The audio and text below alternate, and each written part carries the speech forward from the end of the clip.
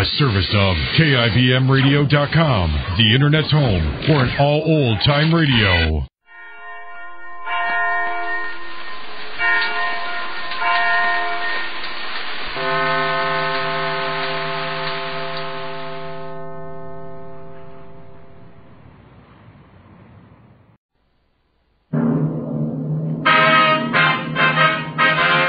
Sound off for Chesterfield.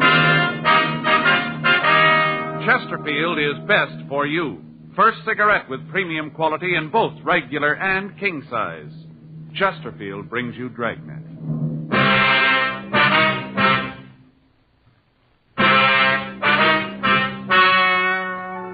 Ladies and gentlemen, the story you are about to hear is true.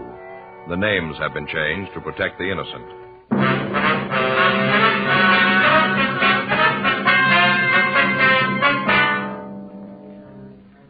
You're a detective sergeant. You're assigned a burglary detail. A string of safe burglaries breaks out in your city. In the past 2 months, 35 safes have been broken into. You know there's more than one man in the operation.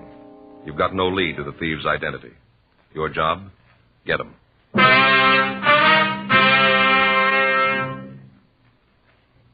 Years ahead of them all. Chesterfield is years ahead of them all. The quality contrast between Chesterfield and other leading brands is a revealing story. Recent chemical analyses give an index of good quality for the country's 6 leading cigarette brands.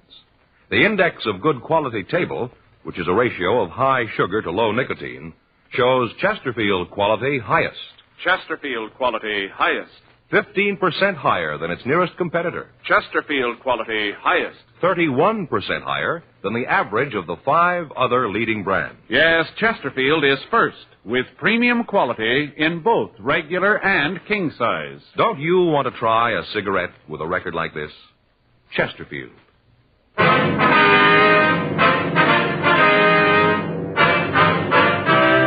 Dragnet, the documented drama of an actual crime.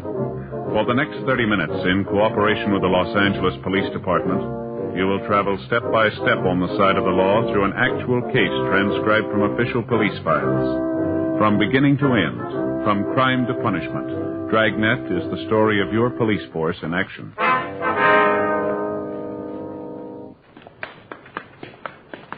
It was Tuesday, August 18th. It was warm in Los Angeles. We were working the day watch out of burglary detail. My partner's Frank Smith. The boss is Thad Brown, chief of detectives. My name's Friday.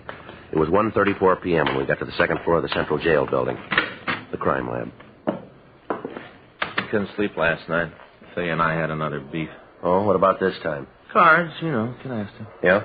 Folks next door came over after dinner and we got to playing. They play real good. Mm-hmm. It wasn't long before we were really getting schlocked. What? You know, schlocked. Beaten. Oh. Terrible. Yeah. Last hand, they go down right away, Joe. Seemed like everything I threw them they could use. Picked up everything. I couldn't do anything right. Just kept building up mells, they did. Big thing for us was to get out as quick as we could. You know, get the hand over with. Yeah. Faye wasn't doing any good. Finally, I still don't know how they let it happen. I got enough points to go down, so I asked Faye if it's okay. Uh-huh. You have to do that, you know, ask your partner's permission to get the hand over. Yeah. You know that? Well, I played it a couple of times. Yeah, with you, remember? Oh, that's right. Well, you might not believe it, but you know what she said? No. Just sat there and said she didn't think it was time. Is that right? Yeah. I know it's kind of picky, but there they were, the other kids just piling up points, schlocking us all over the place. Slocking. Yeah, hand went around a couple of more times. Each time I asked Faye if she wants to get out. Each time, you know what she says? No. That's it. No. Well, what finally happened? Oh, the other folks ran out of cards. Wasn't any more play, so they got out. 3,600 points. And I found out why Faye didn't want to quit. Why? Had a deuce. What? A deuce, a 2, you know? Yeah. Well, she said she didn't want to get caught with it. Yeah, well, we better get started, huh? Wait a minute, that's not the worst of it, let me tell you. All right. All night we're playing, see, all night. I'm saving cards, you know, I'm like tens. Like to get tens. I save tens. Yeah, I guess everybody saves tens. Well, I save more than other guys. We get all through, and you know what? We find out there are only 7 tens in the deck. One of them's missing. All night, there's 7 tens. Well, that's dreadful. Well, I tell you. You were schlocked. clocks. Didn't sleep a wink. Friday? Yeah, right. Back here. Girls out to lunch. Come on back. Hi, how's it going, Ray? Moving around. That's about all. Hot out, huh? Yeah, paper says it's going to go over 90 today. Too hot for me. Yeah. Well, how you coming on the job this morning? Just finishing up. Looks like the rest of them. Yeah. Got some pictures here. Take a look. Here's pictures of the marks they left on the door this morning. Mm-hmm. See those 2 long scratches on the wood? Yeah, here? Yeah, now, over here, here's a picture from the Argosy Manufacturing Company's door. Mm-hmm. See? Yeah. Same 2 marks. Pretty safe bet to figure that both doors are open with the same pry bar. Yeah, same type of entrance made this time, huh? Yeah, just the 1 mark on the door. You know what they're doing. Insert the bar, hit it once, and the door opens. Mm-hmm. How about the safe? What do you got on that, right? Here. This is the picture we got of the room, same as the others. Standard rip job, nothing different there. How about marks? No help there. Here's the pictures. Looks like the same tool that was used on the other jobs. Did you find anything else, Ray? No, at least nothing that helps. Leighton Prince picked up a couple from the safe, belonged to the manager of the place. Nothing else that gives us anything. No, I'd say that was the same bunch. Yeah, either that or they're lending their tools to the boys in the neighborhood. Yeah, well, that isn't likely. Cigarette, Ray? Yeah, thanks. Right? Here's the light. Ray? Thanks. Really leaning on you guys for this one, huh? Yeah, Skipper's taking a lot of heat. What's this make for him? 34, 35? 35, 6 months. Got any nearer to him? No, not much. Got anything to tell how many men there are? It'd be hard to say for sure. The way they work figures about 3 or 4, maybe. Yeah, that's the way it looks. Take that number to pull off the operation as smooth as they're doing it, though, Ray.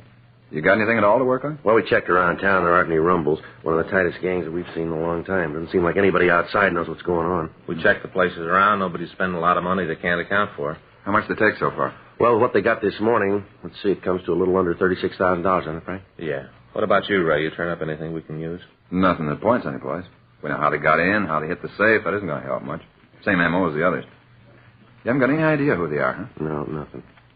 Had any idea who they are, we could maybe use the anthracene on their tools. That's great. We got to find the tools before we use that. We got no idea where they plant them. Mm-hmm.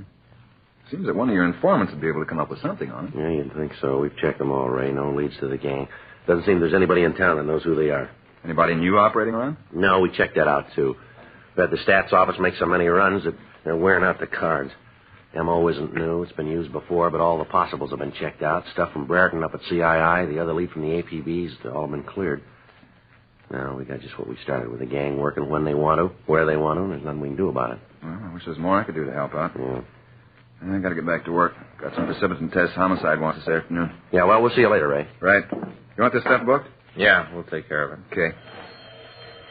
Excuse me a minute. Yeah. Crime lab, Pinker. Yeah? Yeah, they're both here. Which one? Yeah, hold on. Joe? Yeah? You, office. Thanks. Friday. Oh, yeah, Chandler. Uh-huh. Wendy called. Yeah, well, what's that number? 4? Right. Yeah, I'll call him right away. Right. Bye. Chandler, huh? Yeah, Don Jackson called, said he wanted to get in touch with us. Jackson? Doesn't ring any bells. It's the guy we pinched last month. Remember? Looked like the guy who was in on the service station jobs. Oh, yeah, I remember. Guy with the waxed mustache, huh? Mm-hmm. Hello. Don Jackson? Well, could I speak to him, please? Don, it's Joe Friday. Yeah. Mm-hmm. Yeah, well, it's 1:47 now. Take us about 10 minutes. How about 2? All right, fine. Yeah, we know where it is. Right. We'll see you there. All right, bye. What's he want? He wants to see us about the rip jobs. Yeah? Says he's got a rumble on him.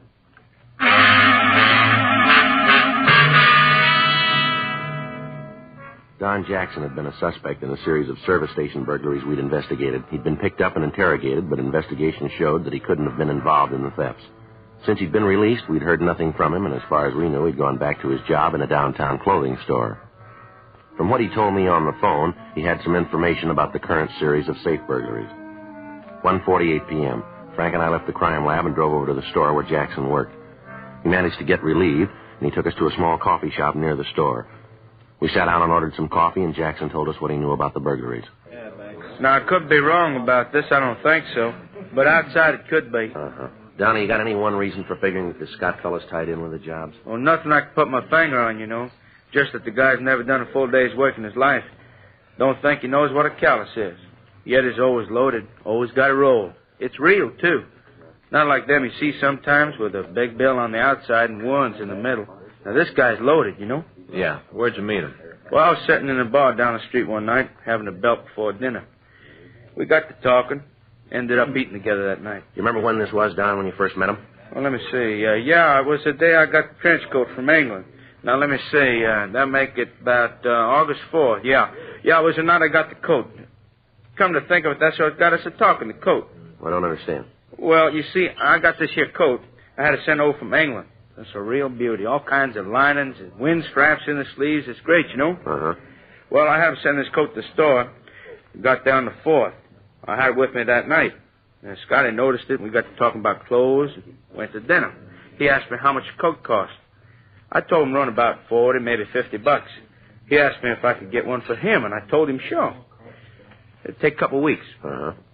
Well, he asked me to send a letter to my friend, Airmail Special, and ask him to send the coat over by express. I told him I would, and then he asked me if I wanted to pay me then. Yeah. I told him no, wait till I knew just how much the coat was going to run. You know, duty and postage and all that. Yeah, I know. Well, he said that'd be okay with him. I saw him a couple of times after that, and every time he'd ask about the coat, I told him that was in the works, you know. Mm-hmm. Well, finally got the coat. It was beautiful. Never saw the guy again. I'm out $46. Crummy Scotty, leave me with that coat. My own money, too. $46. I don't make enough to lose that kind of money, you know. Well, that's too bad, Jackson. But why do you figure this Scott had anything to do with the burglaries? Well, now, I just told you. For one thing, the money. Always had a lot, but I never had a job. No place to get the money. Not only that, but one night, well, I saw him. We were going out to dinner. And he said he couldn't quite make it then. That something had come up. That he had to take a rain check, you know. Uh-huh. Well, I asked him what had come up, what was so important. He said he had to see a guy over in East L.A., some sort of a business deal. You say what this deal was about? No, he wouldn't say. The next day he shows up loaded. Got a roll on, choke a horse. Now, I asked him where'd he get it.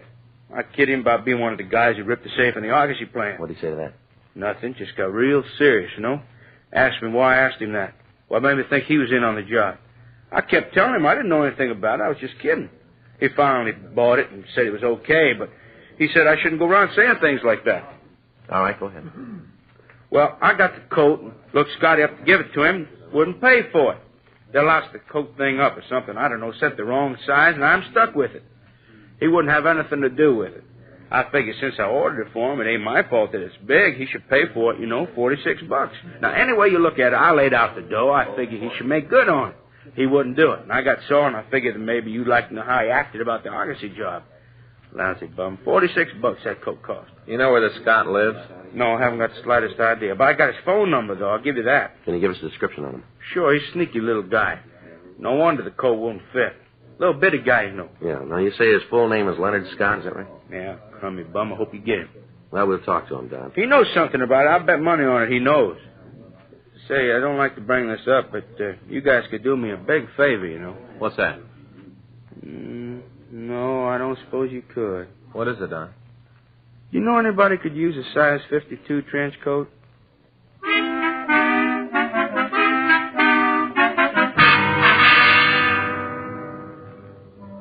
We continued to talk to Don Jackson. We got the description of Leonard Scott and his phone number. 3:15 p.m., we drove back to the city hall and checked the name through R&I. We came up with several possibles. The mug shots were pulled on them, and they were shown to Jackson. He was able to identify one of them as the man he'd told us about. The suspect had a record for burglary and had served 2 terms in the state penitentiary at San Quentin. He'd served his full term and was not on parole. We checked the last address on his convict registration card, and we found that he lived in a rooming house on West 11th Street. The phone number he'd given Jackson was the same as the one on the registration card. We drove over to talk to him. We found that he wasn't in his room, and from the landlady we learned that he was expected back around 7 that evening. We checked his room in company with the landlady, and then we called the office and told them where we were in the event they had to contact us. We waited in the living room of the house for the suspect to return. 7:15 p.m. Sure. Yeah. He matches the description, doesn't he? Come on. Just a minute. You Leonard Scott? Yeah. Who are you? Police officers like to talk to you. What's this all about? Be better if we went up to your room. Oh. All right, come on up. Can't you give me some idea what this is all about? We'll talk to you about it. Go ahead. Open the door. Go ahead. Yeah.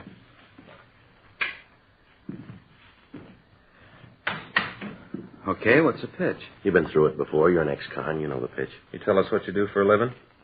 I work. Doing what? I'm a salesman. What do you sell? Different things. What's all this prove? You guys coming in here making like big men? I'm going straight. I work for a living. Now either tell me what this is all about or get out of here. You remember what you were doing on August 4th? It's a long time ago. Remember what you were doing? You have to think about it. It's a long time ago. All right, you take your time. We like to know. August 4th, huh? Yeah. No, sorry, fellas. Can't remember a thing. How about the 5th? Same there? 6th? Nothing? How about the 7th of August? Oh, I can give you a hand there. I had a dinner with a friend. Then we went to a show. Had a few drinks after, and then I came home. Who's the friend? Fella I know. What's his name? Why I got to tell you that? We got to check your alibi. What do I need an alibi for? I haven't done anything. My time's clean. I got nothing to explain to you. Now, maybe you can clear up a few things for us. I would like to help the cops out. What do you want to know? How come you remember what you were doing on August 7th? You got trouble with time before then, haven't you? What's so important with the dates? Maybe if you tell me what you're after, I can help you out. You quit being cagey, maybe I can come up with the answers. The Argosy manufacturing plant had their safe ripped open on that night. You look good for the job. Oh, you're out of your mind. Yeah, we got a witness who tells us you showed up with a pocket full of money the next day. You've fallen twice before for burglary. You can't account for your time before or after the date, but you happen to have an alibi for the night of the heist. You got no steady job, but you got plenty of money. Now, come off it, Scott. We got you nailed for the jobs, and you know it. You got a choice of giving us a hand on this thing. It'll be marked down in your favor, or you can be a big man and stand for this thing alone. It's up to you. We'll play it any way you want. You figure you can make me for the jobs? Looks like it won't be too tough. You're in the middle, Scott. Why don't you cop out? What do I get for turning pink? I told you it'd be marked down that way. How about it, Scott? All right, I guess I got to go with you. I wasn't in on the jobs. I didn't really have anything to do with the casing. I helped a little bit. Not much, just a little. Where'd you figure in it? Once I worked as a lookout for him. Who are they? I can give you the names. I'd like to see you get them, lousy bunch. Hope you get them good. Make every one of them lousy bums the way they treated me. What do you mean by that? Big deal. Had the cops running around in circles. Big deal. Nothing. Work along with them. Everything will be fine. Big deal. How many of them are there? 4. 4 real bums. They said they were going to take care of me. They told me I'd get my share of the money. Lousy liars. One job I was with them. After that, they told me I hadn't done enough to earn my way, that I wasn't any help to anybody. Well, next time you see them, you can tell them. Yeah? They were wrong.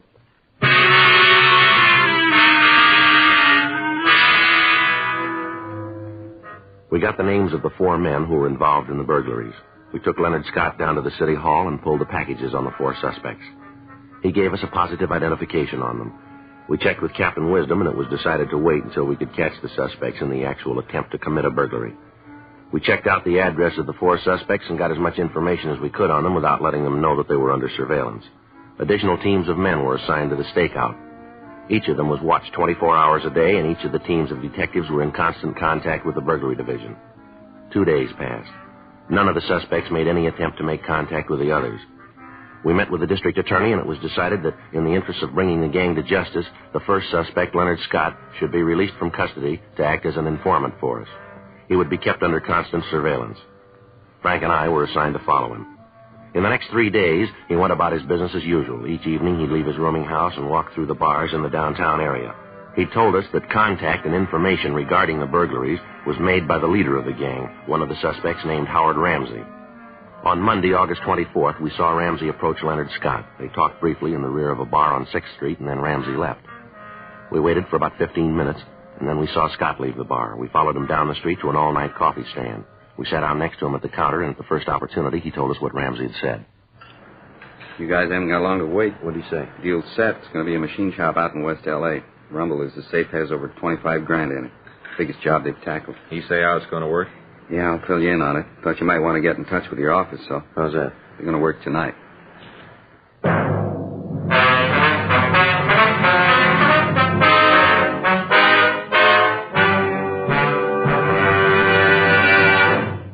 You are listening to Dragnet, the authentic story of your police force in action.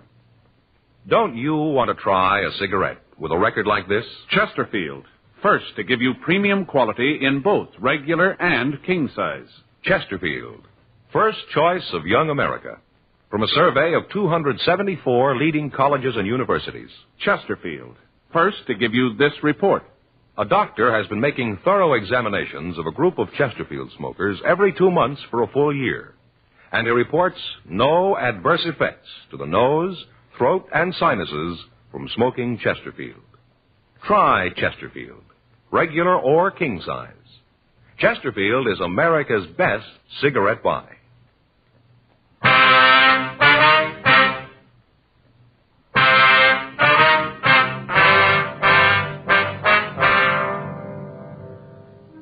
"9:32 p.m. We got the rest of the story from Leonard Scott. The plan, as he outlined it for us, was that the 4 other suspects would not meet until they were at the plant that was to be burglarized. We got in touch with the men who were following the suspects and told them what had happened. 10:07 p.m. We met with Captain Wisdom and put the operating plan into effect. It had been arranged that all of the men following the suspects would be in 3-way radio cars so that constant communication could be kept between the units of the operation. Additional officers were planted on the roofs of the buildings surrounding the plant to be burglarized.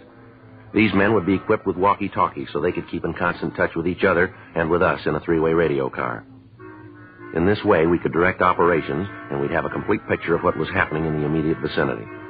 A blockade system was set up to be put into operation once the suspects had entered the trap so that escape would be impossible. 11:45 p.m. The plan was completed, and the men involved were in their assigned positions. We followed Leonard Scott to his rooming house, and he changed to his working clothes. He came out of his house, and we followed him out the freeway to Hollywood. From there, he drove out Sunset Boulevard to Whittier Drive in Beverly Hills, and then he went out Wilshire Boulevard toward West L.A. As we drove, we could hear the other units reporting the position of the men that they were following. All of the suspects left their homes at approximately the same time, and it looked as if they would get to the plant within a couple of minutes of the scheduled time. Scott had told us that they would not meet at the plant, but they'd rendezvous at a drive-in a couple of blocks from the plant. There, they would be given their instructions. 2:16 a.m., the 5 cars pulled into the drive-in, and after a brief conversation, they all left and drove toward the plant. 2:23 a.m., all the police units got into their positions as arranged. Frank and I took up our position, and we listened to the reports coming in over the radio. Unit 1 KY80, Unit 1 KY80, Rubles, come in. Unit 1 KY80 to Rubles, go ahead. I'm on the roof of the building directly across the street from the factory, Joe. I can see the suspects now. How many of them are there? I can see 3. I think there's a couple more at the corner as lookouts. Hey, Donovan's down the block. Maybe he can see the others. Unit 1 KY80 to Donovan. Come in, please. Over. This is Donovan. Yeah, there's one of them on the corner down here. He drove up and got out to take a look at the motor of his car. He's over there working on it now. This Rubles, I can see another one at the other corner. He's changing a tire. Got the jack under the car, but he's not trying to get the wheel off. The others are at the factory door now. Do you see anything where you are, Joe? Not much. Shadows across the street. I can't see the doorway. What are they doing now? They're inside now. They forced the lock on the door and got inside. Door's closed. Now, I can't see him anymore, Joe. All units, this is Friday in Unit 1 KY80. All units move in to apprehend suspects. Repeat, move in to apprehend suspects. Units 2R4, 5, 6, and 7, and Unit 2R20 move to blockade positions. All right, let's go. Right. They got the place covered in back okay? Yeah, all covered. All right. This ought to do it, huh? Right. All right, let's go. Yeah.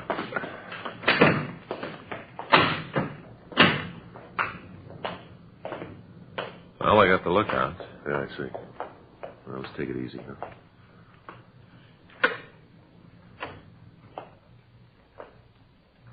See him?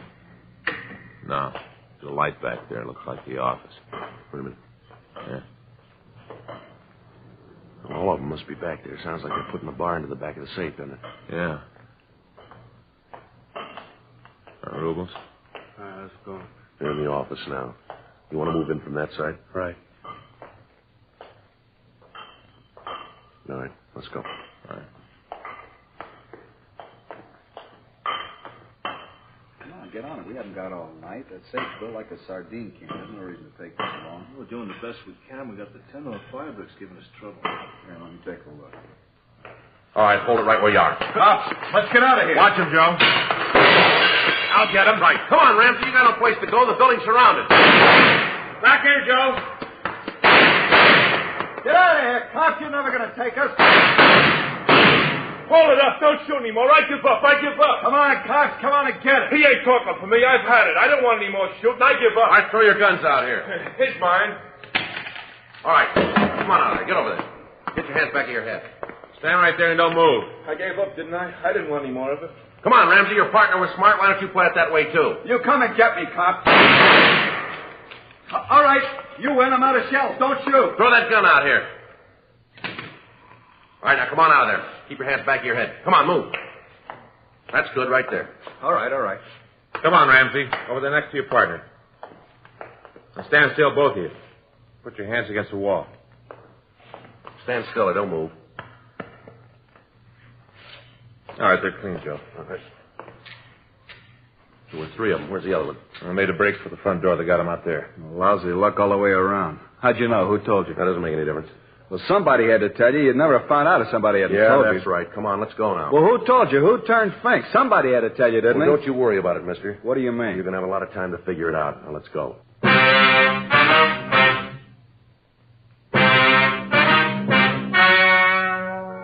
The story you have just heard was true. The names were changed to protect the innocent. On January 14th, trial was held in Department 89, Superior Court of the State of California, in and for the County of Los Angeles. In a moment, the results of that trial. Now, here is our star, Jack Webb. Thank you, George Fenneman. I'd like to talk to you people who don't smoke Chesterfields. I'm convinced that if you try just one carton, you'll find that they're best for you. They're milder, and they have a wonderful taste. Most important, they have premium quality in both sizes, regular or king size. So pick up that carton, will you? Chesterfields. Try them.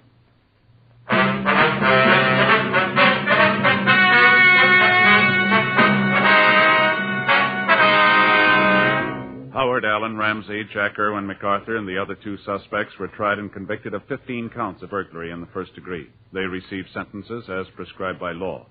Burglary in the first degree is punishable by imprisonment in the state penitentiary for a period of not less than 5 years. Because of his cooperation, Leonard James Scott was given a lighter sentence, and at the conclusion of his prison term was placed on probation for a period of 2 years. Ladies and gentlemen, we wish to thank the editors of TV Guide for the cover picture and story on Dragnet. You can get TV Guide at your favorite newsstand.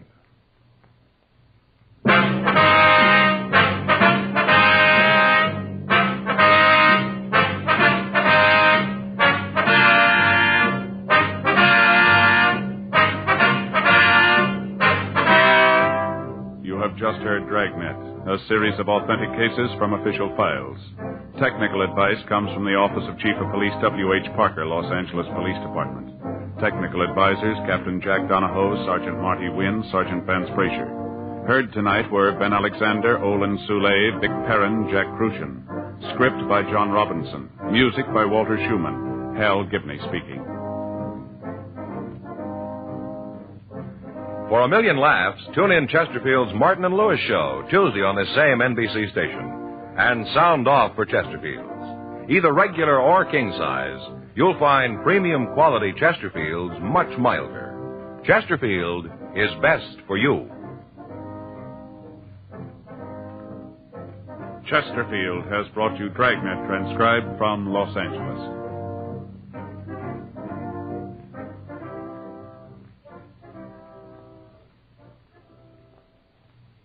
Now, new Fatima has the tip for your lips. Fatima tips of perfect cork. King size for natural filtering. Fatima quality for a much better flavor and aroma. So remember, new Fatima has the tip for your lips. Fatima. See how smooth they are. Remember, Fatima is made by the makers of Chesterfield, Liggett & Myers, one of tobacco's most respected names.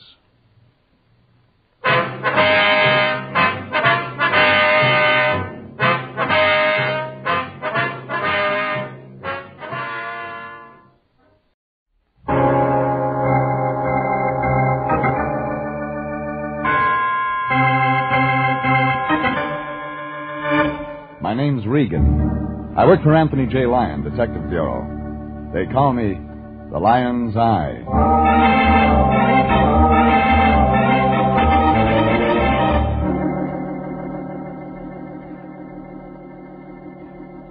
Sunday at 8:30, and CBS brings you Jeff Regan, Investigator, starring Frank Graham as Regan, with Frank Nelson as Anthony J. Lyon.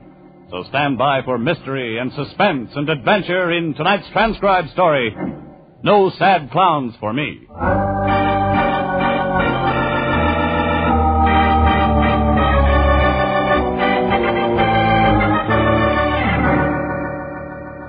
was a tall clown and a short clown juggling this one, plus a sleek but overaged destroyer named Ruth that wore tights and trained tigers. All parts of a big circus playing a small town of 649 people. And somewhere along the midway, a joker wanted to cut me down to size. 6-foot box size. I wasn't thinking about the circus when I went to the detective bureau Wednesday morning, but my boss was. The lion was up to his knuckles in... Green, my boy. I've just about decided to have our whole office done over in green. Why the sea of $1 bills? A client, my boy, with payment in advance. Those bills look like they've been papered in a rat's nest. They're all in pieces, my boy, but they're good. You'd know. Of course. Notice when I hold this one against this 300-watt light, the paper's made with silk threads. Fitting the torn bills together, they come to $67, Jeffrey. And the client is... See this canvas bag? Bottle top? It's full of nickels, dimes, and quarters, Jeffrey. With the $1 bills, it makes a very nice retainer of $75. For which we do what? Nothing. Oh, wait a minute, Fatso. You mean a client walked in here, laid down $75 to hire us to do nothing? Exactly. Duck, there's a curve on this pitch. No, my boy. The whole thing's perfectly legitimate. Our client walked in about an hour ago. Description? Well, he was a tall man, eccentric. Go on. 45 or 50 years old, long, pale, stringy, yellowish hair, like an actor, and oddly dressed. This keeps getting better. Well, he had on a single-breasted pinstripe suit and tennis sneakers, a rope for a belt. Does he fly? What? No. Anyway, Jeffrey, he put the money down. He saw I was worried about the small denominations, and then he said, "It's not brass." Just like that. It's not brass. Circus expression, my boy. Then he leaned right over this desk and said slowly, showing his big teeth, Jeffrey, "When a little old man named Crackley comes in, don't take his case." And you went for that? Of course. We do nothing, no trouble at all. Lion, it could be we're in trouble. Give me our client's name and address and the retainer. I'll take it back. Well, unfortunately... Don't tell me. You didn't get the name and address. Well, you see, my boy, he was in a great hurry. You gave him a receipt for the 75? Oh, of course. Everything very businesslike. That ties us into the case, but good. Now, no matter what happens, we're mixed up in it. You're borrowing trouble. We bought it. Oh, relax, my boy. We got to get that receipt. Forget it. Just be grateful. Okay, Lion. But if Crackley shows up, be careful. I turned and started for the door. I knew client was a crank. You'd have to be more than careful. But I couldn't dump the trouble into the lion's lap. I slammed the door on my way out. The noise made a little old guy jump. He was standing in the hall, just outside our door. It wasn't hard to figure who he was. Crackley? You know my name? Well, I do now. You're on your way into the Lion Detective Bureau. Yes. I'm Regan. The Lion's Eye? That's what they call me. You're the man I came here to see. You were highly recommended. I'd like to talk to you, Crackley. I know a place they'll let us sit down for 50 cents. Yeah, I could use a drink. I thought maybe. We went to Dugan's bar. Crackley was a little guy, but smart, almost sharp. He had an outdoor face, tanned with deep wrinkles like closed eyes in his forehead. Like he had a lot on his mind, and he wanted to talk. I'm the owner of a circus, Mr. Regan. Oh, congratulations. Well, you don't understand. I don't know if you can imagine the responsibilities of a circus owner. To his employees, I mean. They're all specialists. And if we were to close up and go out of business, well, there'd be no place for them to go. Except another circus. Oh, circus business has fallen off since the war years, Mr. Regan. I hadn't heard. Business is terrible. Yeah, sure. Another drink, gentlemen? No, thanks. No, I don't. Now, why did you come to the Lion Detective Bureau? I want you to find a man named Bliss. Why? Well, Bliss has been investing in my circus. Putting money into a losing proposition? Oh, it's not unusual. People that love the circus, especially wealthy people, enjoy putting their money into things that give them pleasure. Bliss is missing? Oh, for the last 3 weeks. And the money has stopped coming into the circus? Well, yes, Mr. Regan. When did you last see Bliss? The fact is, I've never seen Bliss. But he puts money into your circus? Through his lawyer.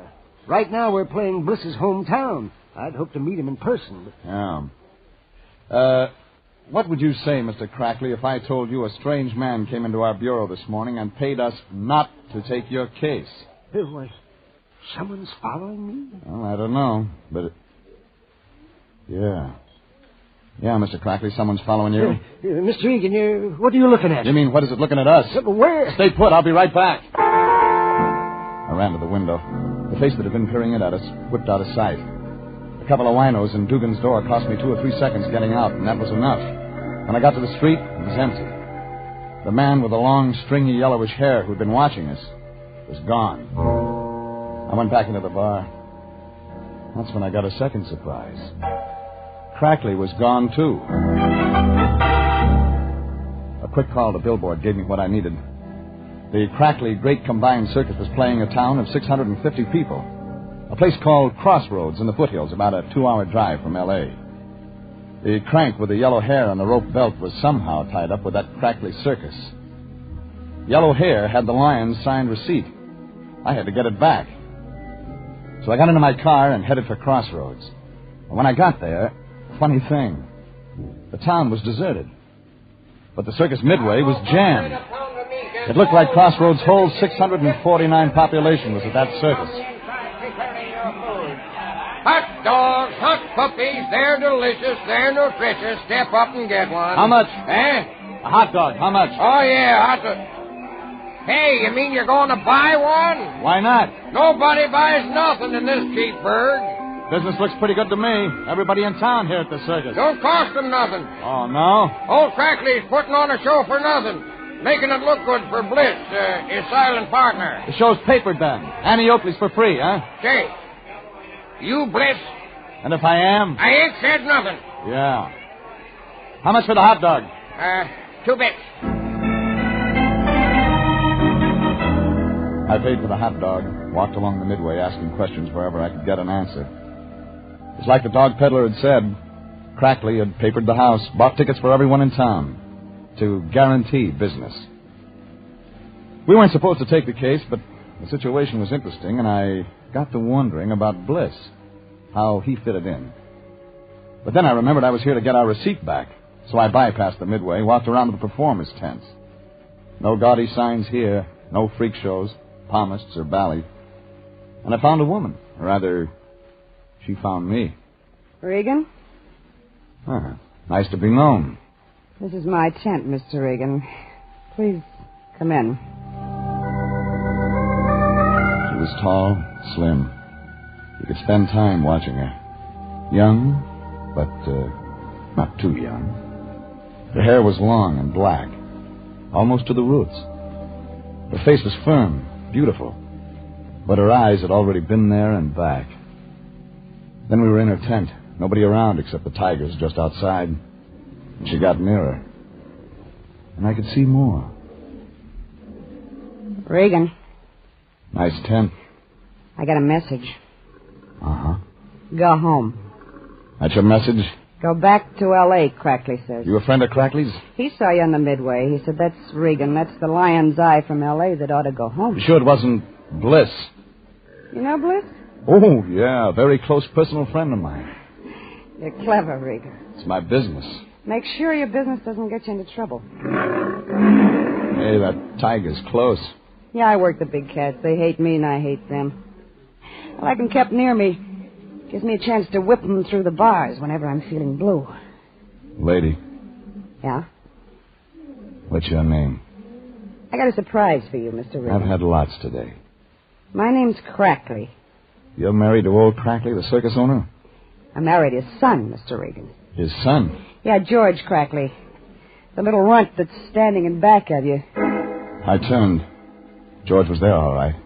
And he was little, maybe 4 feet 10 inches tall, wearing a clown suit. His face was in queer makeup, chalk white, bruised blue. He was supposed to look like a sad clown. And he was. What are you doing around here? Looking for a man. She look like a man?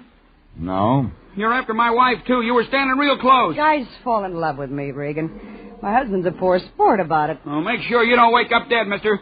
Make sure you don't get dropped on. I'll be real careful. George, if you don't get out of here... Ruth, don't you think it's time you were getting into your costume? The walk-around will begin in 4 or 5 minutes. A tall clown filled the opening to the tent. When he spoke, Ruth began fumbling with the costume. Little George looked like he was going to cry, then walked out of the tent without a word. Ruth followed him.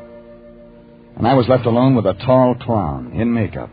with a red watermelon mouth and cold blue eyes. I hated to interrupt, Mr. Regan, but Ruth must dress for the walk-around, as we of the circus call our opening parade. You seem to have an effect on George, too. Oh, George and I are partners. He's the sad, bruised clown, and I am the cruel clown. I frightened him, mauled him, beat and bruised him with various objects. It amuses people. Naturally. We're all sadists at heart. Maybe you can help me. I'll try. I'm looking for a tall, eccentric man. Wears tennis shoes, rope for a belt. Has long, stringy, yellowish hair, you know him? Oh. I said, do you know him? Of course. That would be Mr. Bliss. Where can I find him?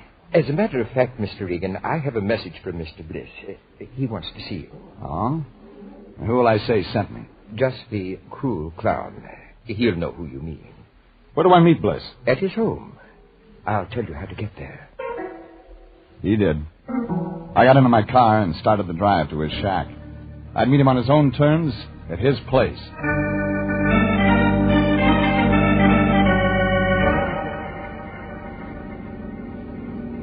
It was a 15-minute drive, most of the way up a side road. I was almost there when a car pulled into the side road behind me, coming up fast, its headlights growing in my rearview mirror. I pulled over to let the speedball pass. He began to cut in on me. The trailer he had hitched on sideswiped me. I felt myself go against the steering post. Then I didn't feel anything for a long time.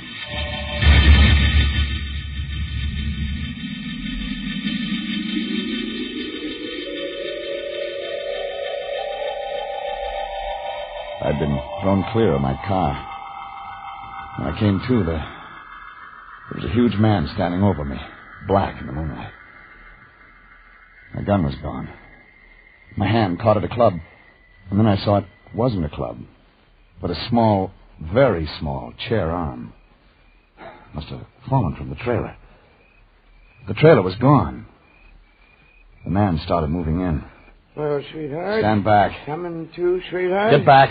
I got your gun, baby.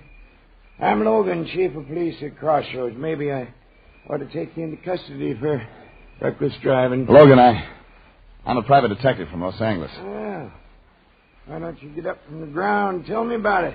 Here. Yeah, thanks. Somebody ran me off the road on purpose. I think I know who. That's so, sweetheart? That's not all. There's something phony about that circus play in your town. Ain't no circus around here. You're real funny. Fact is, I'll make you a bet, baby. You can't show me no circus around these parts. You seem sure of that. Give you 20 to 1. Let's go take a look. All right. We drove in his car to the circus lot. When we got there, we saw the lot was full of color. All of it moonlight. Vacant. Not a candy wrapper. The crackly great combined circus was gone. As though it had never existed.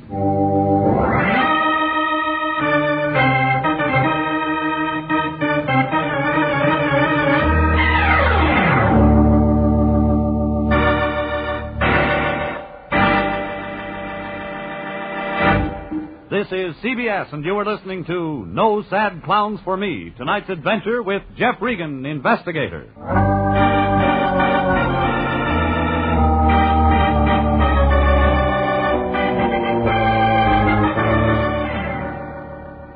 It started bad, and it got worse. The lion had us balled up in it like a cat in a fish line before I even heard of the case. Then I took over. I did fine. Trying to get our receipt for $75 back, I got myself run off the road near the town of Crossroads, got my car smashed up. Then the chief of police told me that the crackly great combined circus where I'd spent an hour wasn't there. And it wasn't. The chief of police thought this was real funny. Where'd the circus go, sweetheart? L.A., probably. You're kind of slick. Couldn't have been gone more than an hour. Look at those filled-in post holes. You're a real bright fella. And I know why it left in such a hurry. Oh, you city fellas are real sharp-like. The circus left because of a guy named Bliss. You know about Bliss. Bliss was putting money into a circus, not taking any out. Keep talking. Bliss gets tired of this, slaps an attachment on the circus. Crackly pulled the show out before it could be served. Yeah, you're real smart. You'd better come along with me, sweetheart. We better have a little, talkie. It hit the bullseye, and I got more than I bargained for. It seems Bliss had no friends, except Logan, who, being the local legal eagle, was also appointed by Bliss as his lawyer, having full power of attorney. Now Logan was ready to talk. Bliss, now, he ain't no dummy. He was in the circus himself years ago, before he got wise and made a lot of dough in plumbing fixtures. Ain't no money in show business, sweetheart. They tell me. Now, Bliss, he ain't old, but he's kind of funny. All of a sudden, he wants to... invest in a circus. His old love. But he also wants to make some money out of it. Oh, Bliss, he likes money. He married a circus gal years ago. Left her because she was draining away his salary. How much money did Bliss put into the Crackley circus? Well, baby, Bliss bought in deep enough to own, 49% of the show. Bliss isn't getting any money out of his investment, so he slaps an attachment on the show. Crackley gets wind of it, pulls the show out. You were right up to there, sweetheart. Talk, Logan. I got a note from Bliss just this afternoon. Told me to lift the attachment order. It was a real happy note. Where's Bliss now? Honest, baby, I don't know. He's queer. He's just gone. Bliss skipped out on his wife. That can't be his real name. No, I can't tell you much. Promised Bliss I wouldn't, but his name used to be Elmer C. Bickle. You got a phone, Logan? Here you are, baby. But get the charges. I was getting an idea. Another reason for the show's moving. One thing was sure. Bliss was in it up to his ears. It was 2 a.m. now, and I got the Lion at home.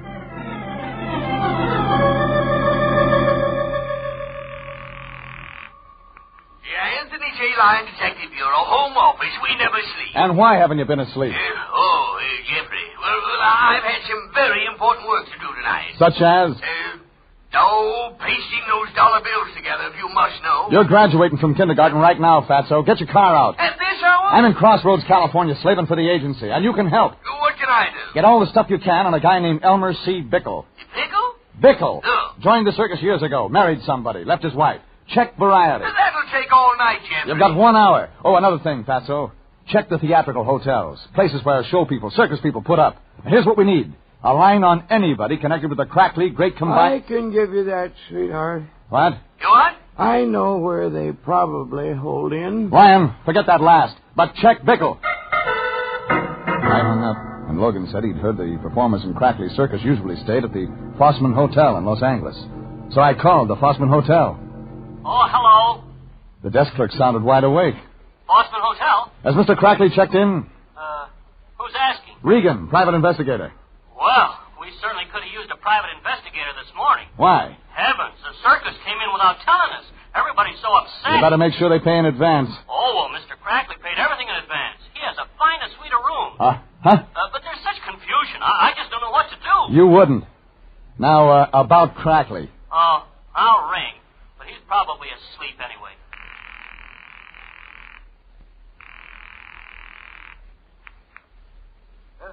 Hello? Crackley, this is Jeff Regan. Oh, Regan. Why did you run away? I don't know. Well, I mean, we had to leave because we were so low on funds that the sheriff's office is going to tax the show. We heard of the order and left town to leave their jurisdiction. Yeah, sure. Well, your worries are over, Crackley. I've found Bliss for you. Bickle, too. Oh, no, it's impossible. Well, I mean... Yeah, I know what you mean. It hit me. The circus was making money. Crackley had paid his hotel bill in advance. Fine suite of rooms. Why, he'd probably been keeping a double set of books cheating Bliss. I got Logan, got in his car, and drove back to the deserted circus lot. We drove fast. The circus had pulled out in the middle of the night for another reason. And I knew now we'd better look for that reason. The lot was deserted. Low, cold mist over the ground. Gray morning. A small animal moved through the mist like a creature from another world. A small dog. He'd found what we couldn't see. He had something in his mouth. A cap with a red pom-pom on its pointed end. A clown's cap, stained with blood.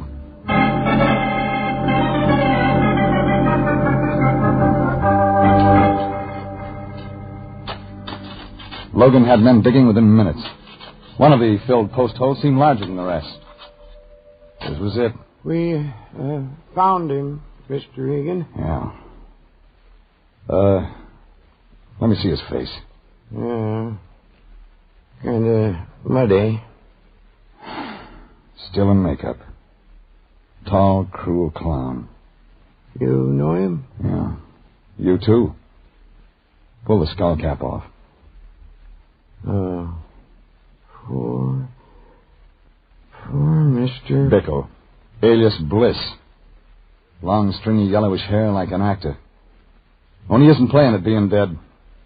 Come on, Logan. Keys to your car. I've got an appointment at the Fossman Hotel.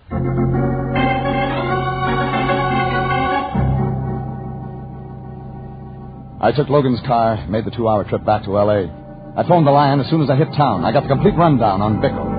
Then I went to the Fossman Hotel. I asked the room clerk for old Crackley's room number. It was 203. I didn't wait to be announced. You should lock your door, Crackley. You could get company you might not enjoy. Well, I've been waiting for you. I know why you pulled out of Crossroads so fast last night, Crackley. But I don't know anything. I found Bliss. I'm not interested in Bliss anymore. And maybe you're interested in Bickle, the tall clown. Now, please, Mr. Regan. Bliss joined the circus under his real name, Bickle, to check up on his investment. The tall clown was Bliss? Yeah. He was eccentric, but not eccentric enough to throw his money away. But he got more than he bargained for. No, please, now leave me alone. He's dead, Crackley. Dead. Yes, dead. You pulled out of Crossroads last night because a man was killed and buried there on the lot. But I didn't kill him. But you know who did? No. I had the Lion check on Bickle. It seems he married a Ruth Sandusky in Chicago, April 18th, 1930. Now, Ruth Sandusky was only a kid then, featured in an animal act. My son George married her in good faith, Mr. Regan. I was against the marriage. Where's George now? But I can't tell you. I left him in Crackley's suite of rooms, checked the front desk for George's room.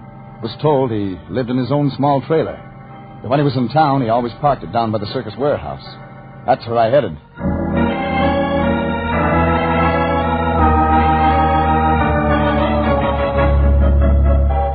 The circus warehouse was down by the tracks. It was a raw wood building that had fallen in on its bones.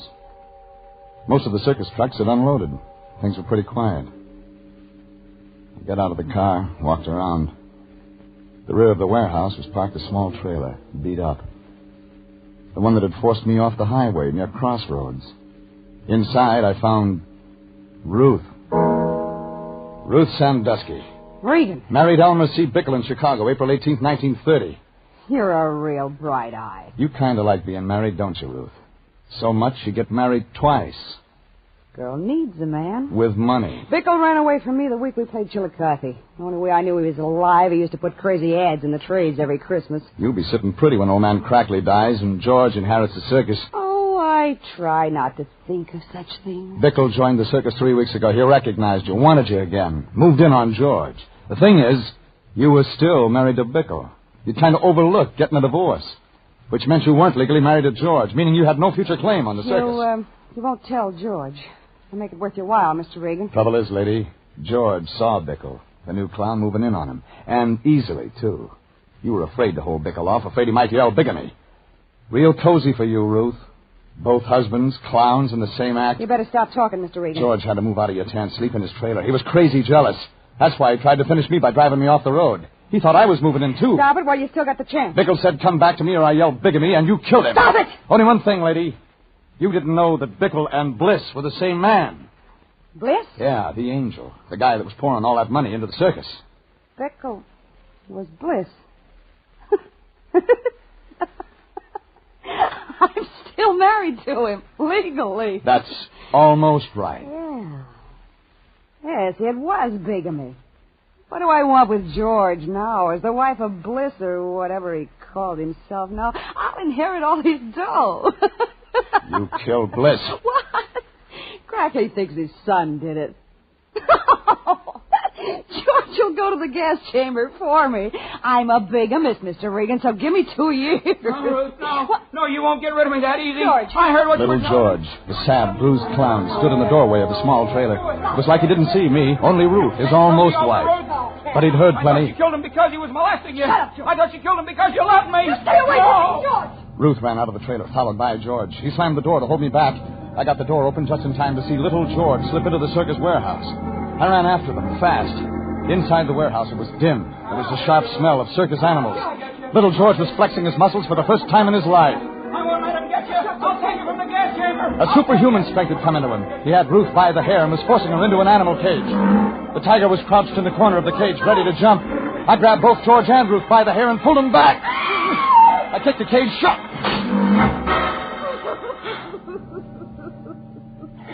Why didn't you let me finish? Sorry, George. The state will want witnesses when Ruth finishes her act. In the gas chamber.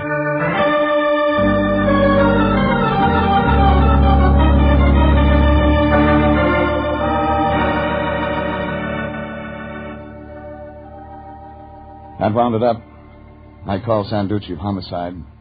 When they came to take Ruth away, I saw little George, the fall guy, standing near his trailer, all alone. 2 hours later, I checked in with the Lion at the office. We're in the money. We're in the money. Still at the paste pot, Lion? Oh, yes, my boy. I've just finished pasting the last bill together. The silk threads match perfectly. Nice, neat job. Oh, Jeffrey, you just don't know how hard I work for our future. Uh-huh. Bank should take these all right. Now, I slaved all night, my boy. The only thing, money doesn't belong to us. Yeah, I think I'll just press the bill so the bank will be sure to... What? Money isn't ours. But, Hey, what do you mean? I got a call from Logan. Says he found your receipt in the Bliss shack. I had to tell him we got the $75 to keep us from taking the case. Oh. So the Bliss estate demands its money back. It's all your fault, Jeffrey. Yeah, I guess maybe. If you hadn't opened Well, I guess I'll just have to keep this $100. Yeah. Well, what's that you have? $100 bill. Got 2 more, just like it. Jeffrey. But who? Oh, Crackley gave it to me. Yeah. He thought his son George had killed Bickle. When we proved it was Ruth, he gave it. Oh, how could I have ever doubted you, Jeffrey? Oh, another thing, Lion. Yeah? Meant to tell you, those bills you pasted together? No, I worked so hard over them. Well, the bank would have fitted the bills together for you. Yes. Oh, no!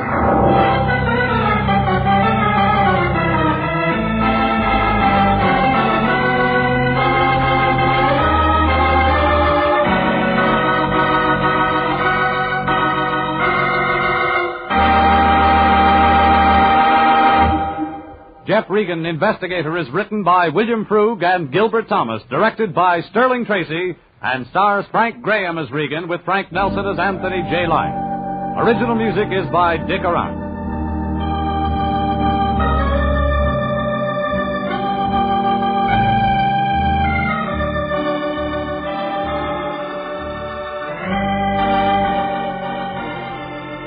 Jeff Regan, Investigator, is transcribed each week at the same time over CBS. Bob Stevenson speaking, and inviting you to be with us again next Sunday at 8:30 for more suspense and mystery and adventure with Jeff Regan, Investigator. This is CBS, the Columbia Broadcasting System.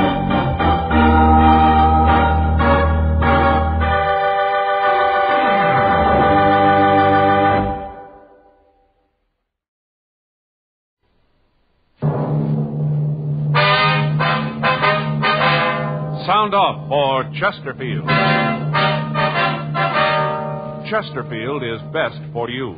First cigarette with premium quality in both regular and king size. Chesterfield brings you Dragnet.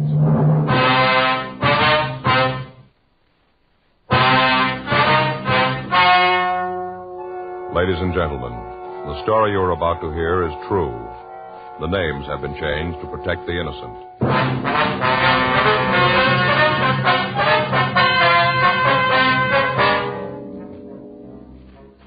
You're a detective sergeant. You're assigned to robbery detail. You get a call from the San Diego Police Department that 3 hold-up men are thought to be heading for your city. You know they're armed. You know they're dangerous. Your job, get them. Years ahead of them all. Chesterfield is years ahead of them all. The quality contrast between Chesterfield and other leading brands is a revealing story. Recent chemical analyses give an index of good quality for the country's 6 leading cigarette brands. The index of good quality table, which is a ratio of high sugar to low nicotine, shows Chesterfield quality highest. Chesterfield quality highest. 15% higher than its nearest competitor. Chesterfield quality highest. 31% higher than the average of the 5 other leading brands. Yes, Chesterfield is first, with premium quality in both regular and king size. Don't you want to try a cigarette with a record like this? Chesterfield.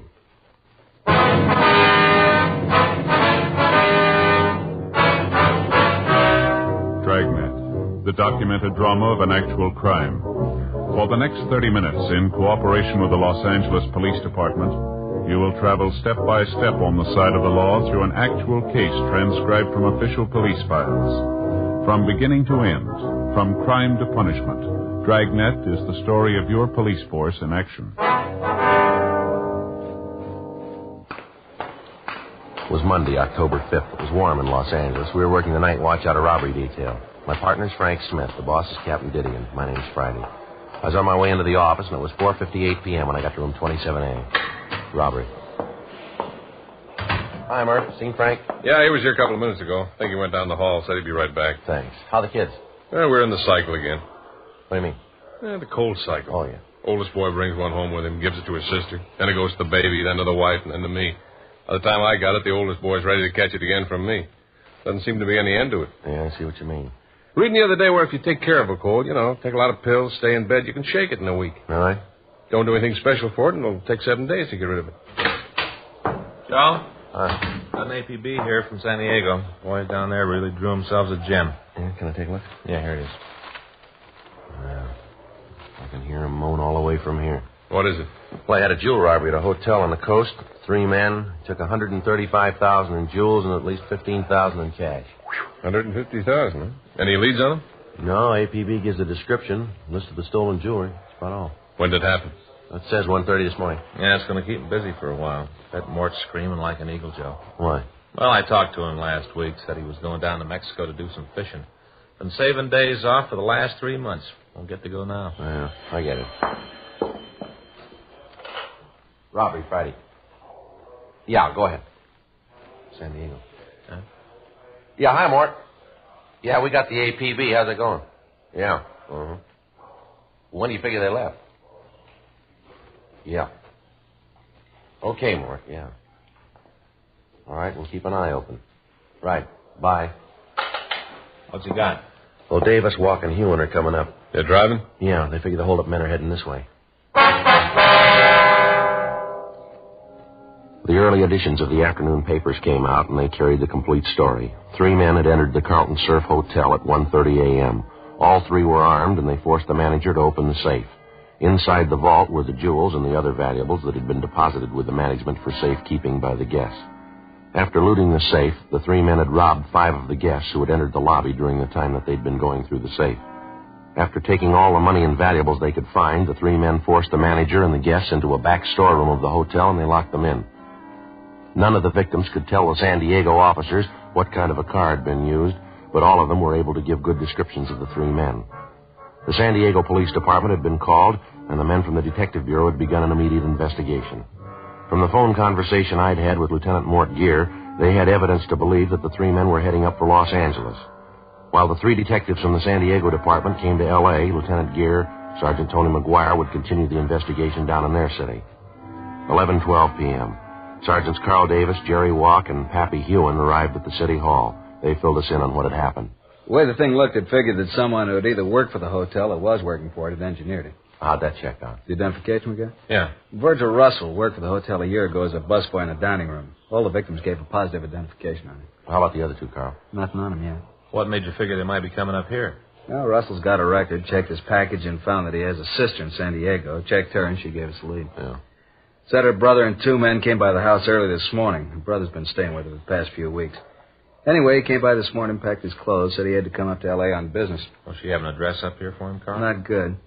Said he told her he'd get in touch with her. He was staying with a friend place out on Olympic Boulevard. Anything on that address? Yeah, a package gave an address out there. Russell had listed a friend of his when he was arrested. We figured he might be out there. Got a good description of the car. One thing is going to help. Yeah. Sister told us that she asked her brother about the other 2 men. Wanted to know if they didn't want to come to the house. Mm-hmm. Russell said no, they were waiting for him. If the three of them were in a hurry, she couldn't give us a description of the other two. Well, what time this happened? About 5:30 this morning. Well, they came right up here. They'd get in about 8 then, wouldn't they? Yeah. You're pretty sure that these are the right ones now? Looks like that. Identification of the mugs. Russell's sister told us when he was packing, a brooch fell out of his grip. She picked it up for him. You have a description of it? Yeah, matches one that was taken from the hotel in the theft. Large diamond with 4 rubies in the setting. Looked real good for the job. Did you get a broadcast out on the car? Yeah, Russell's sister told us it's a 53 Nash, red and black Continental hookup. She said Russell just got back from a trip through Arizona, Nevada, New Mexico. Said that he had the rear window covered with those stickers. You know, the ones they get from gas stations. Yeah, I know what you mean. Window's supposed to be covered with them. Shouldn't be hard to spot. Well, maybe he figures that, too. Might have them taken off, huh? Possible. It's a lead, though. Something else to look out for. Any chance he might have gotten across the border into Mexico? Yeah, it's possible, but it isn't likely. As soon as we got word on the car, we got out a supplemental APB on it and got in touch with the authorities down the border. They said they hadn't seen a car that matched the description across the border. Well, if they'd gotten to the border, the officers down there would know about it anyway. Yeah, I talked to Al Gayton from our office. He said they'd be on the lookout for him. Our pawn shop detail got right on it, Carl. We got the description of the jewelry out all over town. We haven't had any reports on it yet, though. They aren't going to try to sell it piece by piece. There's too many of those pieces are easy to recognize. Yeah. They'll probably try to peddle through a fence and have it broken up. Well, we'll get the word out to our informants. Ask them to watch out for it. Yeah. Heist that big can't be kept quiet for long. Bound to be rumbles on it someplace. I'd like to check out the place on Olympic. It looks like it's the best lead we got. Okay. We're walking here, you know. Went down the hall with Murphy. Wanted to check some things at R&I. Well, might as well get on out to Olympic, huh? You got the address? Yeah, you better check the place first. Could be rough. What do you mean? Well, all 3 of them are armed. Russell served time twice before at the joint. Yeah. I don't think he's going to want to go back.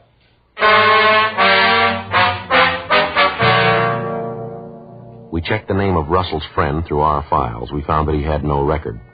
We drove out to the address on Olympic and we talked with the neighbors. From them, we found out that it was not a private residence. We talked to the woman who lived next door. We asked her about the man listed in the San Diego package as a friend of the suspects. She told us she hadn't seen him. Directly in front of the rooming house, we found a car answering the description given us by the sister. There were no lights on in the rooming house. Walk and Hewen covered the rear of the place. Frank, Carl Davis, and I went up to the front door. Pretty dark. I can't see anybody in there, can you? No, I can't. Check the window, see if I can spot anything. Right, Carl. Well, let's try the door. Yeah.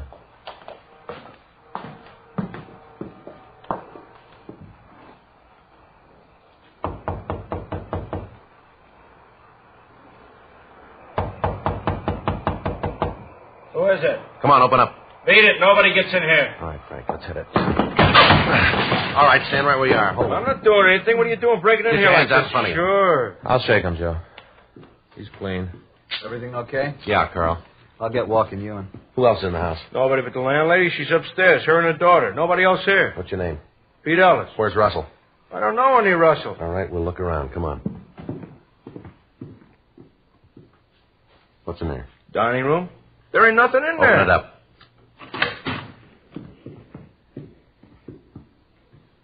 See? Nobody here. No. All right, we'll check the other rooms. Where's this door go? Bedroom. Ain't nobody in there. Open it up. Joe, nobody in the kitchen. Check the back porch. Walk and Davis are upstairs. All right, we'll try this one here. Come on, you open it up. It's locked. I can't get in. There's a key in the door over here. Let's see if it fits. Virgil! Virgil! Get out! Virgil, it's the cops! Get out! All right, get out of the way, you. Come on, let's hit it. Get out! On the bed, Joe. I see. All right, come on, you out of that bed. Hey, Joe? Yeah? There's a bottle of sleeping pills on the table here. Yeah, an empty bottle of whiskey. I guess he's dead drunk. Upstairs is clean, Joe. Russell, huh? Yeah, he's drunk. I guess we're pretty lucky. Under his pillow there? Yeah. 3 guns.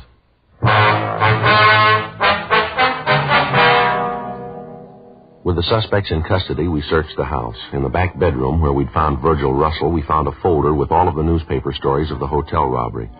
In each instance, that portion of the story which referred to the thieves themselves was outlined in pencil, and there were small notations along the margins of the newspaper. A complete search of the house netted us nothing. There was no sign of the loot from the robbery, although each of the suspects had a large amount of money in their possession. We talked to the landlady, but she was unable to tell us anything about the suspects. She said that she had rented a room to Peter Ellis over a year before, and that the suspect had moved out after living in the house for only 2 months. She said that she hadn't seen them again since that night when they arrived at the house and asked for rooms. We called the office and arranged for a stakeout on the place, and we took the two suspects back to the office. We ran Peter Ellis through R&I, and we found that he had one previous conviction on a robbery charge. 2:15 a.m. We talked to Virgil Russell in the interrogation room. All right. I ain't trying to con you into anything. I was in on the heist, I'll admit it, but I ain't going to be no fink. You ain't going to get any other names out of me. You got the money we found on you from that hotel robbery, is that right? I don't know where else it'd come from. I got no reason to con you about the hotel job. I pulled it. I ain't afraid to admit it. I'm just not turning fink, that's all. Maybe we can get it out of Ellis. He won't tell you anything. You're pretty sure about that. He admits he was in on the robbery. Well, so what? We all had a deal. If any of us got caught, they wouldn't tell about the others. You think Ellis and that other guy'd go that route, standing in the arrest alone? Sure. We had an agreement. Oh, come on now. Tell us how much you got for the jewels. You can tell us that and not tell us who the other man is, can't you? Yeah, I suppose so. Isn't there any way you could tell if I told you how much we got? How much? 7,000. How much? 7,000. Who set up the deal to sell the stuff? Your partner? Yeah, he handled all that. He fixed it for you to get $7,000 for all the jewelry? Yeah, that's right. Well, you made a good deal, all right. 7,000 for $135,000 worth of jewelry. Wasn't worth 135.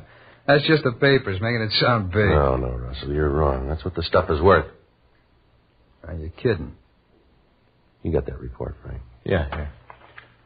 Now, wait a minute. That's maybe what they claim the stuff is worth. But you know how people are always jacking things up on the insurance companies. The stuff was worth, well, maybe $15,000, not a cent more. Yeah, Joe, here it is. This is a report you got from the insurance company, Carl? That's it. Would you like to read it yourself, Russell, or do you want me to read it to you? Well, let me see. Uh-huh. What a lousy bum.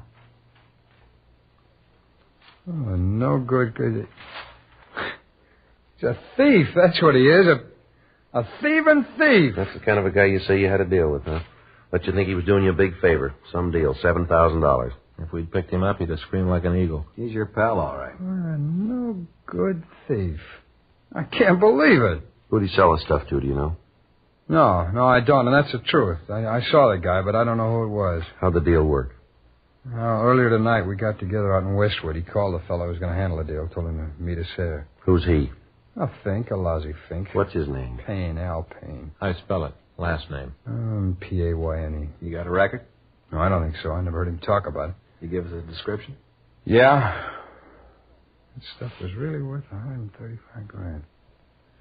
He said it was a lot of talk, newspaper talk, he said. Oh, brother, what a laugh. What's his Payne look like?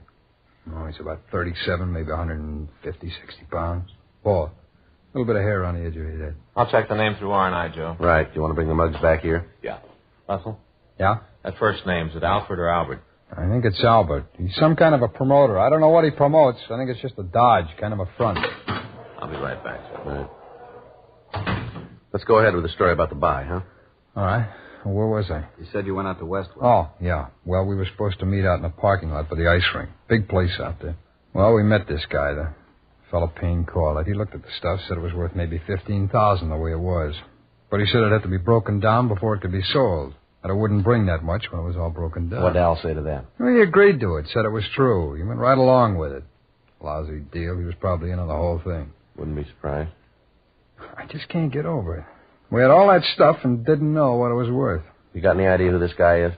No, I told you. I didn't know. You said this Payne had an office here in town. You know where it is?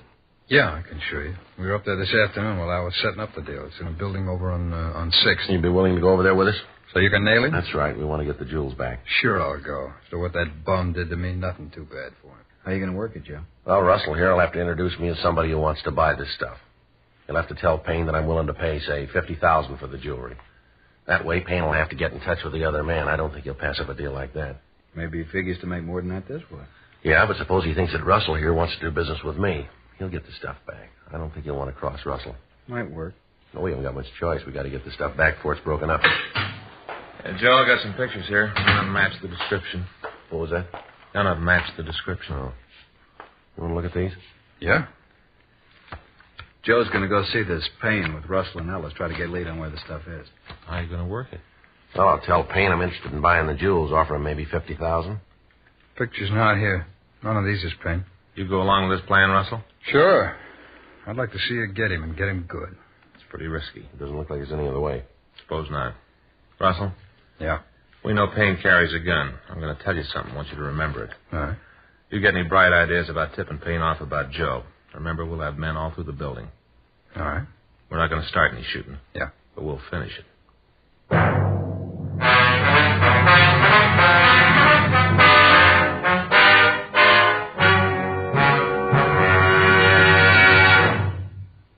You are listening to Dragnet, the authentic story of your police force in action. Chesterfield is best for you. Just listen to the record. For a full year and 2 months, a doctor has been making regular examinations of a group of Chesterfield smokers, and he reports no adverse effects to the nose, throat, and sinuses from smoking Chesterfields. Don't you want to try a cigarette with a record like this? Chesterfield. First with premium quality in both regular and king size. Chesterfield. First choice with Young America. And that's from a survey of 274 colleges and universities. Try Chesterfields today. Remember, Chesterfield is America's best cigarette buy.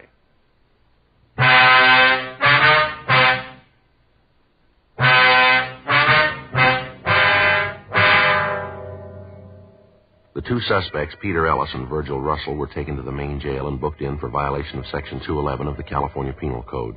After that, the officers from San Diego, Frank and I, discussed the plan for finding the stolen jewels.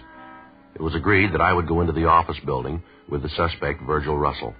To lessen the chances of discovery, I would carry no gun or any police identification. We were unable to make contact that night, so the following morning, we checked over the physical layout of the building. It was 6 stories high and had 1 elevator. There were 2 entrances to the building, one in the front and one that opened off an alley in the rear. Officers were planted at both entrances. Additional men were stationed on each floor. 2 men were on the roof to cut off any possible escape to one of the adjoining buildings. 11:30 a.m. Tuesday, October 6th. Russell called Payne and said that he wanted to see him. Payne told him to come right over to the office. Russell and I got into a car and we drove over. It had been arranged that from the time we entered the building, no one would be permitted to leave until we returned to the main entrance. 11:58 a.m. We got to the office building. We went up to the 4th floor. The sign on Payne's door read, Albert Payne, Investments. Russell opened the door and we walked in. Hi, Verge. What's the bet? Al, like you to meet Joe Ferguson. Joe, glad to meet you. Yeah, same here, Al. Sit down, boys. Now, what's this all about? It's about the stuff, Al. We got to get it back. Now, what's the pitch? I don't even know what you're talking about. Oh, come off it, Payne. Joe here's willing to up the ante for the jewels. How much? I'll go as high as $50,000. I got to see it first. For $15,000 worth of jewels? Papers say it's worth $135. I explained that to you. They up the value. It's all insured. People up the price of the insurance companies. Papers up the price. They sell more papers. I told you. Yeah, and I ain't buying it. I want the stuff back. I never even got my cut of the $7,000. Ellis feels the same way. I told you the money'd be coming. Oh, it ain't coming anymore. I want the stuff back. I don't think we can do that. Most of it's already broken up. No, not much of it could be broken up in the time that he's had it. Guy that bought it isn't going to like it. Well, that's tough. You just tell him to stop breaking it up. Tell him we want it back. Where do you figure to sell the jewels? I don't see where that concerns you. I'm offering you $50,000 for them. That's all you need to know. Come on, Al. Come on. Quit playing games. Let's get on it. You get in touch with the guy you gave them to and get the jewels back. Wait a minute, I got something to say about this. I was in on the job with you. Don't you forget it. I'm only going to say this once more, Payne. You get on that phone and get in touch with your contact. Tell him to stop breaking them up. You set up a meet to get the stuff back. I'll call him. I don't think it's going to do any good. He's probably got all the mountings melted down by this time. Get it all broken up. You call him. Let's see what happens. All right.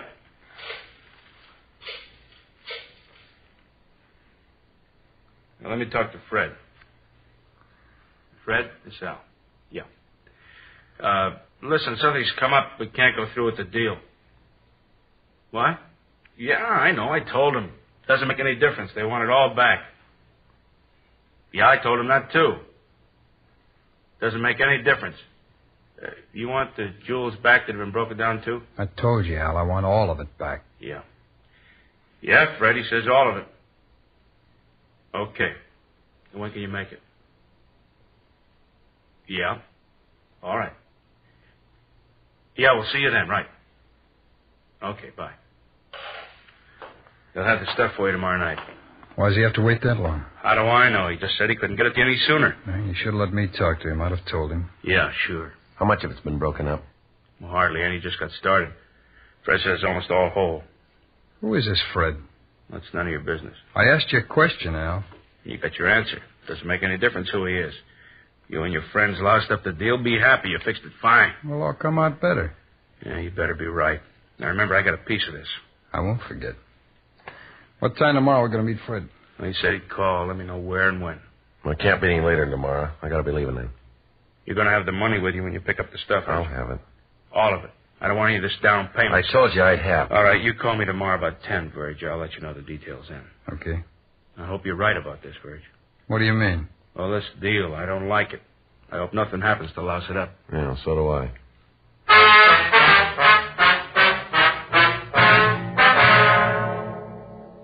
Virgil, Russell, and I left the office and went downstairs. We checked with Frank, Carl Davis, and the other officers from San Diego.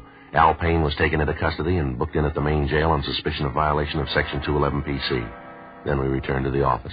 You find out who has the stuff? Yeah, a fellow named Fred. You know who he is? No, not yet, but we will. How'd you figure that? Payne didn't tell you. Well, I saw the number he dialed when he called Fred. It was a Hollywood prefix. That narrows down the area. I can try the number and see who answers.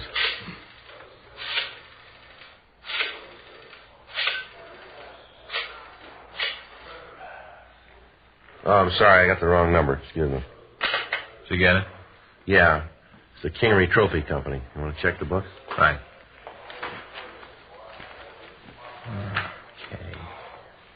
K-I, King, Kincaid. Here it is, Joe. Kingery Trophy Company. It's on Las Palmas. Trophy Company. That'd give him a chance to melt the mountings down to metal, wouldn't it? Be easier to get rid of it that way. Makes sense. What do you figure to move in on? Right now. We can drive out and check the place now, look it over, then we'll go in and get them. What happens with me? We got to take you back to main jail. After the help I gave That's the way it's got to be. You knew that going in. Yeah, I suppose so. Well, you tell the DA I helped, though, huh? Yeah, we'll see he knows about it. Sure, a bad deal all the way around. Real bad deal. I should have known I couldn't win. Right from the start, I should have known. Nobody can win. Well, still a lot of people trying.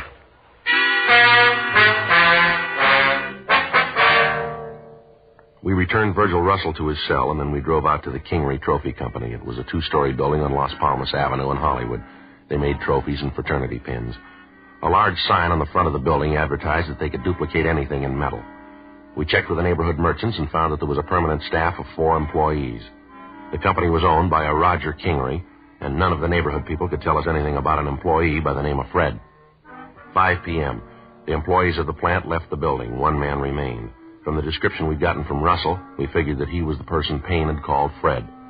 6:03 p.m. The lights in the rear of the factory went on, and through the windows we could see the suspect working over a small furnace. On a table off to one side, we could see a quantity of jewelry. Frank, Carl, and I went to the side door of the plant while the other officers covered the remaining doors. All right, you ready? Yeah, let's go.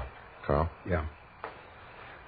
I'll hit the door and grab him before he's got the chance to throw the jewelry into the furnace. Right. All right. Grab him, Carl. He's making a break for it. I got it. Hey, what are you guys doing breaking in here like this?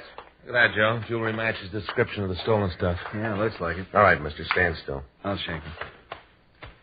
He's clean. I don't know what you guys are doing. I don't know what this is all about. All right, save it. What's this jewelry doing here? That isn't mine. I didn't ask you whose it was. I asked you what it was doing here. Fella said give me $2,500 if I break it down for him. What's the fellow's name? Guy named Payne said he'd pay me to melt it down for him. You know the stuff was stolen? No, I didn't. He just made the deal to melt it down. Didn't he call you this afternoon and tell you to stop breaking it up? Yeah, and then he called back and told me not to pay attention to what he said. Go ahead with the job. I did like he said. Who else is in this with you? What do you mean? Who else here at the factory? Nobody. I'm the only one. I only did it because I needed the money.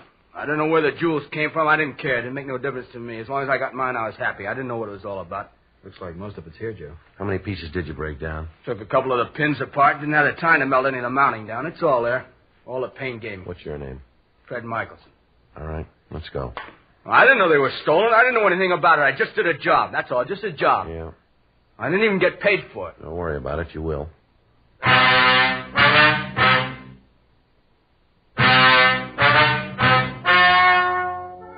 The story you have just heard is true. The names were changed to protect the innocent. On February 18th, trial was held in Department 89, Superior Court of the State of California, in and for the County of San Diego. In a moment, the results of that trial. And now, here is our star, Jack Webb. Thank you, George Fenneman. I want to thank all of you for your interest in Dragnet. Thanks very much for your letters. We really appreciate them, and we'll try to keep right on giving you the kind of a show that you like. I want to thank all of you, too, who have switched to Chesterfield. I know you're going to like them, and I know you'll find they're best for you. Now, you folks who haven't tried Chesterfields, I'd like you to pick up a carton tomorrow. Chesterfield. It's a great smoke.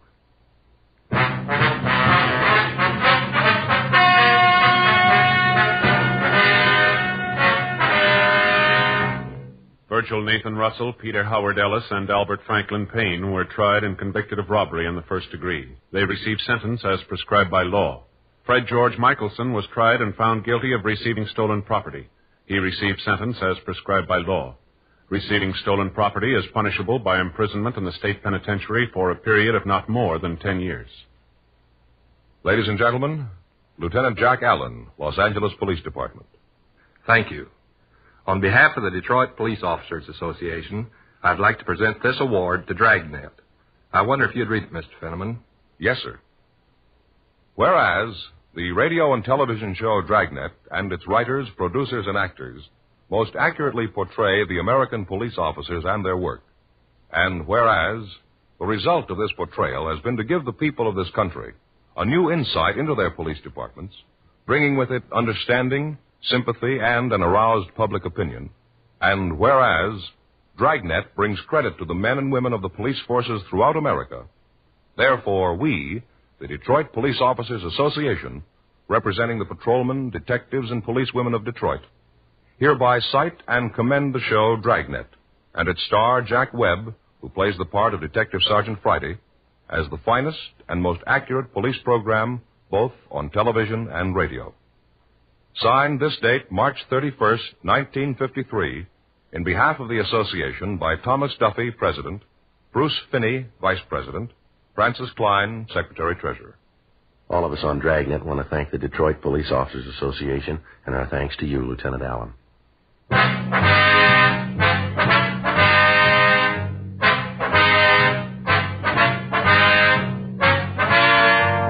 You have just heard Dragnet, a series of authentic cases from official files. Technical advice comes from the Office of Chief of Police W.H. Parker, Los Angeles Police Department. Technical advisors, Captain Jack Donahoe, Sergeant Marty Wynn, Sergeant Vance Brasher. Heard tonight were Ben Alexander, Eddie Firestone, Art Gilmore. Script by John Robinson. Music by Walter Schumann. Hal Gibney speaking. For a million laughs, tune in Chesterfield's Martin and Lewis show Tuesday on this same NBC station. And sound off for Chesterfield's. Either regular or king size, you'll find premium quality Chesterfield's much milder. Chesterfield is best for you. Chesterfield has brought you Dragnet, transcribed from Los Angeles.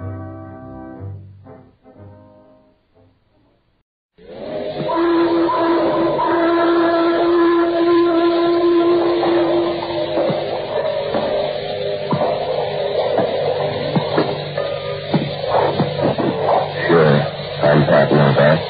For hire.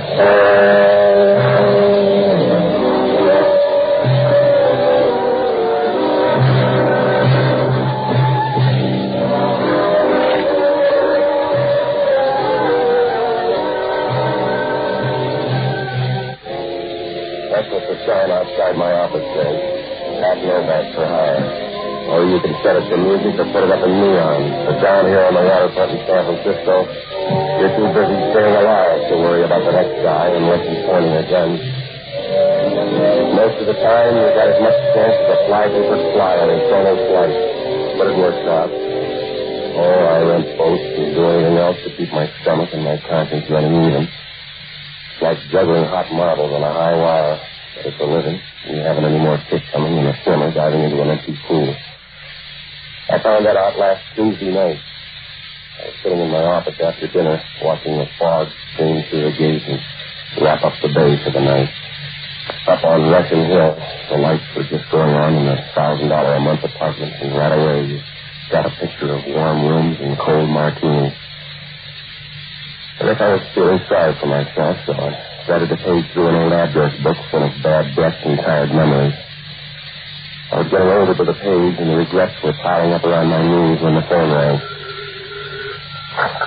Novak talking. This is Father Lane, Patsy. Are you busy? Yeah, Father. Carrying up old phone numbers. Are you reforming or angry? Neither one, Father. They just wore out. You sound sad, Patsy. Expect them to last forever? Nothing's that good. What's on your mind? I want to ask you a favor. Make it a small one, Father. I'm all out of big ones. Here's a small one, Patsy, for you. Yeah, another customer told me the same thing, Father. His brother was on the way to the chair. He wanted me to smuggle in some rubber underwear. I'm asking, Patsy, not begging. Okay, Father. What do you need? Can you see me in about an hour, right after the evening rosary? When's it over? Oh, about 8:30. But don't be afraid of coming early. No, I'll take a rain check on that, Father. That's what Noah's friends used to say. I'll see you at 8:30.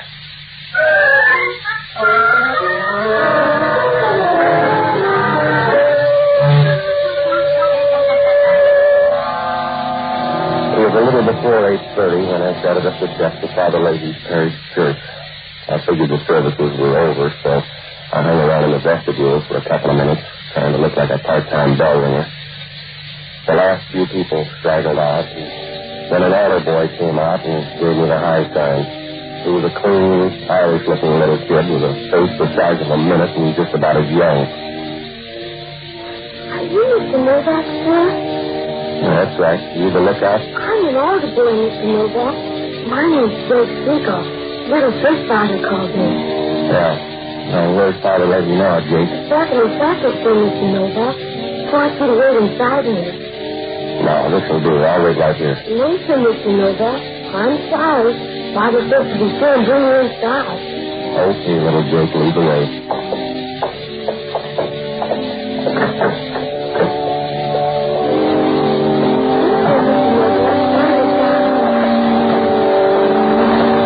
I was too busy trying to act like I knew my way around to pay much attention to that fat, chunky little guy when he stood up in the back pew a couple of aisles over. Little Jake seemed to take trouble in the air. Mr. Novak, sir. What you doing? All right, Clement, here's a pull out them on a second. Jake, get down. Mr. Novak, look out, look out!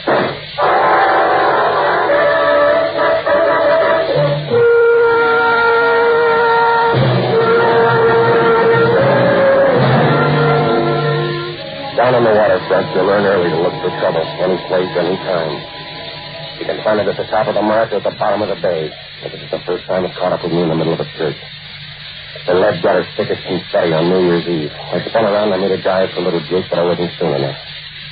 He went down like young wheat in a hailstorm. When I grabbed for him, I must have hit my head in the base of a marble pillar or something, and things got dark for a minute. I stumbled down the aisle and into the street after the guy, but the odds were all on his side. The fog was so thick you couldn't read a newspaper with a Klieg light. I guess I covered every alley and street in the neighborhood, but it was like running after a hatful of feathers in the middle of a windstorm. Oh, I don't know how much later it was when I stopped for a minute in an empty doorway and I tried to remember what I was chasing. A siren was crying somewhere in the distance, so I started back for the church.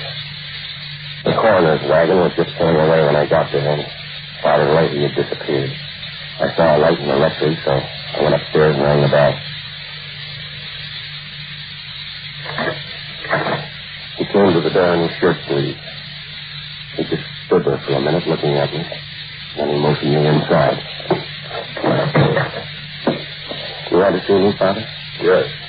In here. Sit down. The kid, Father.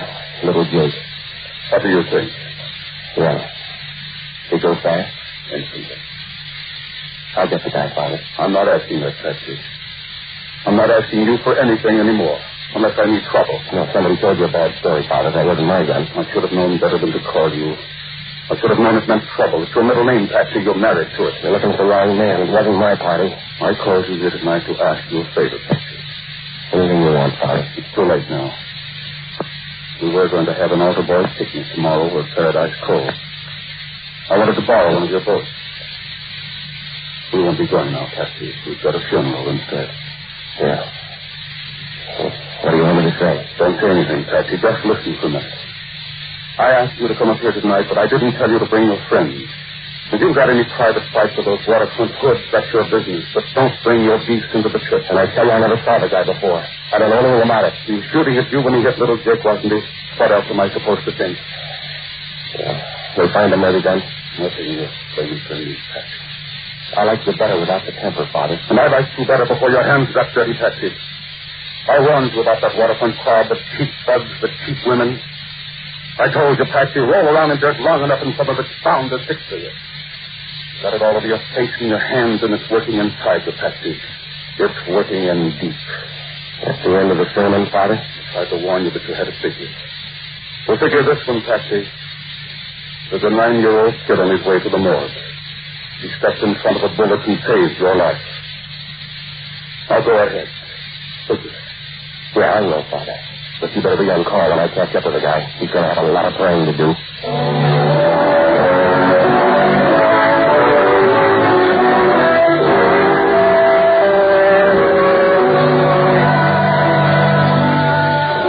When I left Father Leahy, I checked in at the church for one more look around. A couple of red-faced Irish cops in uniform were wandering around the vestibule trying to look at home and chewing gum like mad to kill the beer on their breath.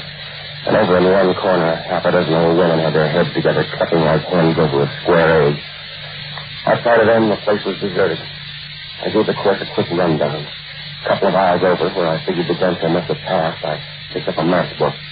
The ad on the front said match joint, Cicero, Illinois.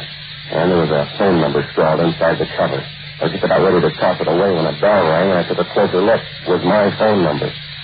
I put the matchbook in my pocket, and I started home for the apartment. Maybe the cab wasn't going fast enough, because halfway there, 3 years' stock of headache caught up with me, and the feeling started to jump. Oh, the cab driver was kind, though. When we got to my place, he offered to help me as far as the curb for an extra $4. By the time I made it to my front door, I was feeling lower than any man of an Irish wake. The reception committee didn't help much. They were short and dark, all three of them, with rows of loose, oily fat where their necks should have been, and small pig eyes that squinted through the cigar smoke rolling out of wide nostrils and up their faces. Hiya, Novak. How do you feel? Lots better after you found the door. Hey, Jack. Novak don't like it. He'll cultivate a case. No, they don't build stomachs that strong. Be nice. It's easier that way. Now, look, Buster, I don't know who you three pigs are. Novak. Remember, be nice. Yeah, I remember. You West Coast punks are all alike, Novak. Couple of taps and you cry. Ain't that right, lad? Maybe Novak's tired, fellas. Up and into a chair. Yeah, Novak. Sit down. Blood wants to say something. All right, then say it and get out of here. We want the gun, Novak. We want the papers that go with it. Sounds like a great puzzle. Sorry, I can't help with the answer. You better tell Rod, Novak. It's liable to get rough. All right. My gun's over there in the desk and the papers on the wall. Be nice, Novak. Just once more, Novak. Where's the gun and where's the papers? Look, I'll spell it for you. I don't know what you're talking about. All right. Jack, Mac, get his arm. Yeah. All right, hold his head up. Yeah. Okay, lad, there. This the way they do it in Cicero? Last time round, Novak, the gun and the papers, where are they? I don't know. The gun, Novak. The papers. No use, boss. We lost them. All right. The big floor. Let him find his own way back.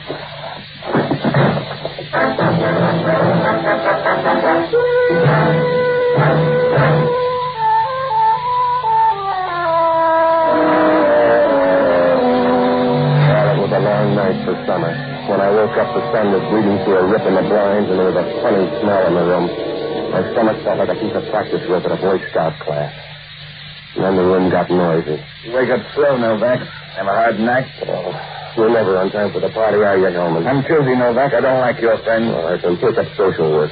What's the occasion? I got a phone tip. Thought I'd drop up for a visit. You having fun? Yeah. There's a gal on the kitchen board to death. Huh? Take a look. You took it hard. Who is she? Sally Kimball. That's what her driver's license says. Your friend of yours? How would I know? Even her mother couldn't tell. Messed up, isn't she, Novak? Must have been a rough party. I wouldn't know, Hellman. I closed early. It's your joint. What happened? I said I closed early. 3 junkies were drinking my scotch when I got home about 10:30. They were anxious about a gun and some papers, and they figured I could put them straight. I couldn't, so they laid me out. Now tell me how sorry you are. I bleed for you, Novak. Now let's have it straight. That's as straight as you're going to get it, Hellman. If it's not exciting enough, try Esquire. You talk brave for a funk in hot water. I'm not going to scream till it burns. Then you better start practicing, Novak, because I'm going to burn you. You better hurry, Hellman. Your pension's catching up with you. Watch your mouth, Novak. You're not talking to your gentle friend. Well, that's hard to tell, Hellman. You both use the same technique. Now show me the warrant before I start charging you rent. That dame's body is all the warrant I need, Novak. Now talk. How did she get so dead? I told you once. Pick up the 3 gunsels and ask them what they look like. Like you, the size smaller. They're from the east around Chicago. What else? They wouldn't leave their birth certificate. Go ahead, smart boy. Get in all the laughs you can. But don't ask me to con the parole board for you. Oh, I don't know, Hellman. You won't be there. Maybe I'll like prison life.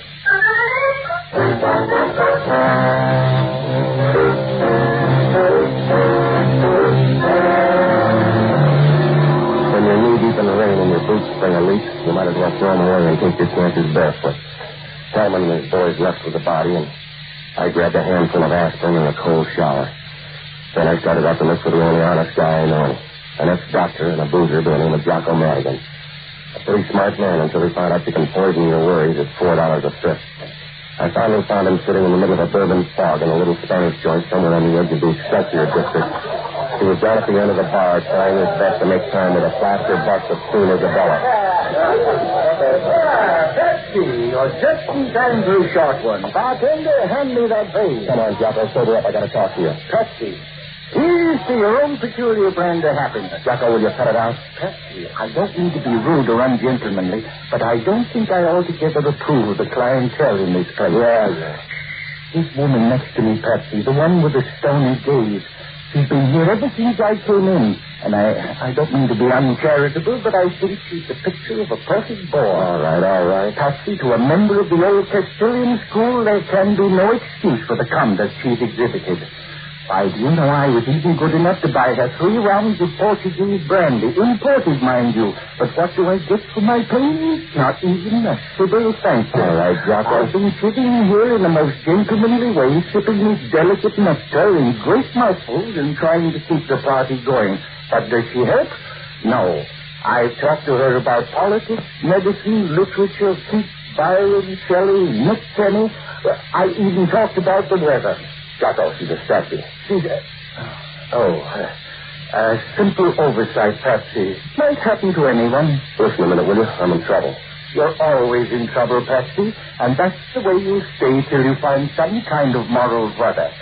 You've got to find direction instead of trying to be so righteous in an evil sort of way. Get in tune with our decaying civilization. Like me, Patsy.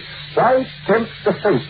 It's much more practical to buy off your destiny with a good fifth of Irish whiskey. You are through, Jocko? Yes. What kind of trouble this time? 3 gunsels from the east. They're shooting up the town, and I'm running front for their murder rap. Patsy, why not plead guilty? The rest might do you good. Somebody shot a 9-year-old kid, an older boy. Oh. Where did that happen? Inside a lady's church. The guns were taken in for somebody else and started shooting. Problem's getting bigger, Patsy. What am I supposed to do? I want you to check on a guy by the name of Mike Quinlan. Also a girl, Sally Kimbrough. Tagged by the Examiner and the Chronicle morgues and knows around the horse parlors out on Eddy Street, will you? Find out everything you can. Well, all right, Patsy, but you've broken up a beautiful party. You've disillusioned me about Queen Isabella here, and I've suddenly grown dreadfully thirsty again. Let's have 4 or 5 for the road, shall we? Later, Jocko. We haven't got time. Well, only if you say so, Patsy. But every time I leave the hallowed confines of a barroom, I'm a poor pilgrim caught up in the vices of the crass everyday world. A tattered orphan leaning disconsolately against the bitter winds of chance, tossed and buffeted about endlessly by the cruel storms of fortune. By the way, I need car fare. All right, here, $50. Patsy, refreshment. Later, now get going, will you, Jocko? Where can I find you? I'm going to check by my office, and I'm going to see Father Leahy. Well, as soon as he mentions taking the pledge, that's your cue to leave. Good night, lover.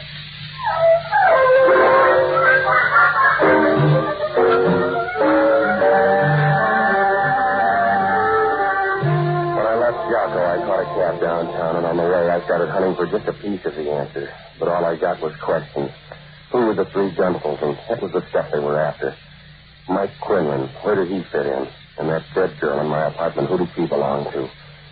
Well, the Zeros were piling up faster than flies on donuts when the cab pulled up for a stop sign at 16th and Mission, and a little guy with a worried mouth and a loud sports shirt jumped in. His lips were wound around a phony kind of smile like a head waiter just before he hands you the check for a big party. It's okay, driver. We're friends. How are you, Friends, it's easy for you, mister. You got a name? Keith Novak, I want to talk. You got until the next corner. We both mean it, Novak. Me and the judge. Now, look, Junior, if you want to play the heavy, go find a melodrama. Who are you working for? Sandell? That's as good a name as any. All right, here's your corner. Charlie Kimbrough. Where is he, Novak? You're fast with a question, mister. Let me ask you one. Who's Sandell? I got the gun, Novak. Yeah, then who's Sandell? I'll do the asking. You sit there and make the answers. Oh, you're running out of tickets, Junior. Come here. All right, now reach down for that gun and I'll jam you through the floorboard. Who's Sandell? The Chicago hood. He's out to get me. Works both ways. That's a good plot. Now, who are you? Mike Quinlan. All right, now what about Charlie Kimbrough? They mopped her up off my kitchen floor this morning. Somebody's going to get Sandell. Maybe we're on the same train. What's he look like? Fat men all look alike. All right, you can leave any time now. Sure, Novak. Fare's getting high. See you later.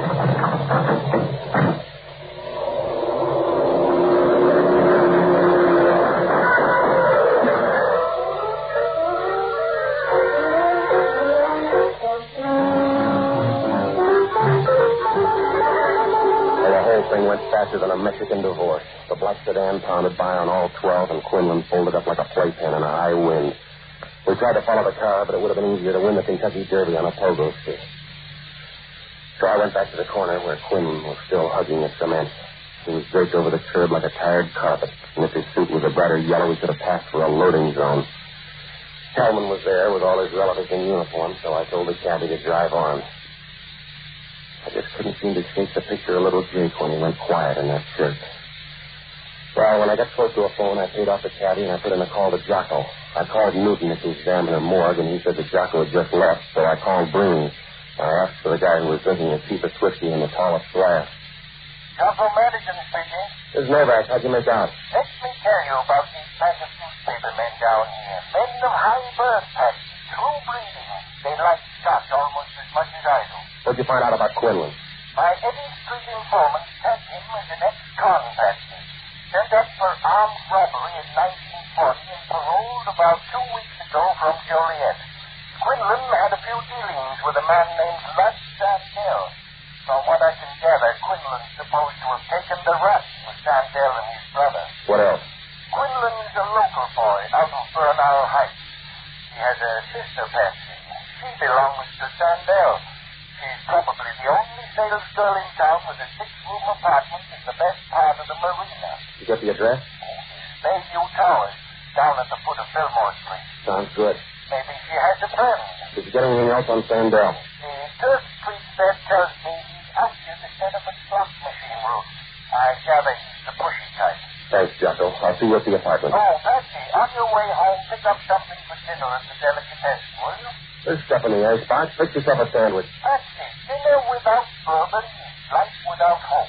I'll borrow from the neighbors. Good night, lover.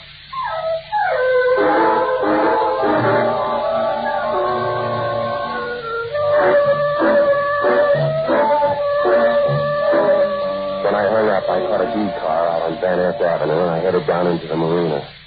The answer box was still stuck with questions, and little Jake Spiller held a 4-lap lead, but at least the field was getting thin. I figured it was 1 out of 3. Sandell or either one of his gunsels, but which one? So when I got down to the foot of Fillmore Street, the fog was thicker than ankles at a fat lady's convention, and the foghorns out beyond Yacht Harbor started on overtime. The Bayview Towers was one of those swanky, new-looking places that gets old in a hurry. It saw lots of brass and brunettes during the war, but now the only uniform left belonged to the doorman. I found Quinlan's sister in the penthouse apartment. Once she opened the door, it felt like Clyde Beatty with a broken chair. Her laundry pajamas reminded you of a good butler. They came in and went out at the right places, and they stayed close to the job. I felt like the foot boy after somebody blew out his candle. Oh, talent on the roof. Want to come on? Yeah, the first time. My name's Novak. I got some news for you. I'm Bobby Quinlan. Don't go so fast. I'm looking for answers, lady. If you want a companion, advertise. Your brother's dead. Sandell shot him. My, such a big imagination, Mr. Novak. I don't give a lot. Look, I got proof in my pocket, baby. You want the rest of this couch now? That's been a long thing, Novak. It's going to get worse with your brother gone. Take a look at the paper. Look. Yeah, you've been practicing. Look at Annie's taxi. I can feel your heart pounding. Yeah, now let's quiet down and talk murder, shall we? You're hurting. You're hurting me. Where's Sandell? Taxi. Where's Sandell? Where is he? In my arm, you'll break it. Tear it off and throw it away. Now, where's I Sandell? don't know. I swear I don't. He killed your brother. He shot him down on the street. Oh, he's dead, Novak. All right, if you won't believe me, take a look at this chronicle. Right there on the front page. You're lying, Novak. Look at it. No. There's promise. Promise he wouldn't touch Mike. Why complain? Think how Mike feels. Now, where's Sandell? He's down at the hotel. The Durban Arms on Eddie Street. He lied to me, Novak. I played it straight, but he lied to me. Yeah, you're a mistake, baby. I'll see you later. Don't worry, Novak. Party's just Beth, why'd you do it? You lied. You and Sandell, you promised me. And you killed him. Give him a rest, sweetheart. Somebody had to go. Like that altar boy, huh? Got it once, Novak. It's tough for the second time. There's no second time. Death. All right, sweetheart. Now take him back. Yeah. You finished even, baby. Promise me. I've been wrong. You and Sandell. It's so nice. Right?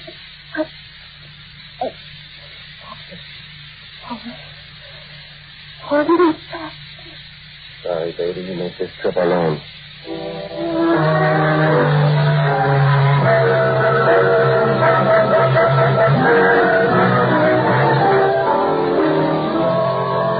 There wasn't anything I could do for them, so I took a cab down to the Durban Arms on Eddy Street, but Sandell had checked out an hour before.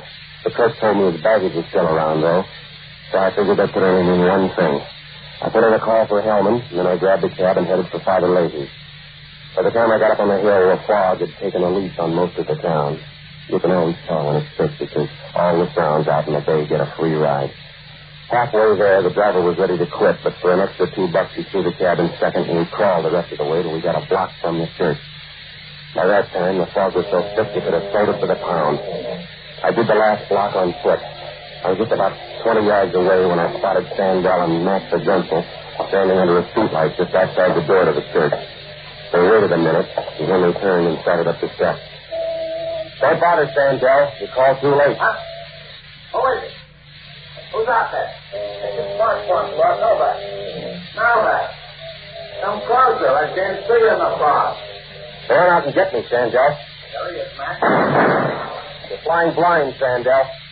You made the trip for nothing. I got the gun and I got the papers. He's lying, Lord. Come on out, Novak. Make a deal. I said you're late, Sandell. I already made the deal with Matt. You're funny, Novak.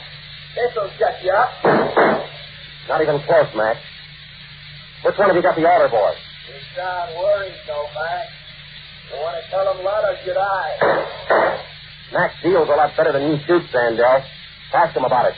Huh? What's he saying, Max? He's saying nothing, Lud. He's talking crazy. Let's go out and get him. Ask Mac about this afternoon, Sandell. Ask him where he was when Dex got it. Ask him how I got the gun and the papers. He's crazy, Lud. I'm not so sure, Max. Don't be a sucker, Lud. Novak can't shoot. Sorry, Mac. You took the chance. He's turning you, Lud. He's lying. Could be, Max, but I can't chance. Oh! All right, Sandell. Now it's just you and me in the fog.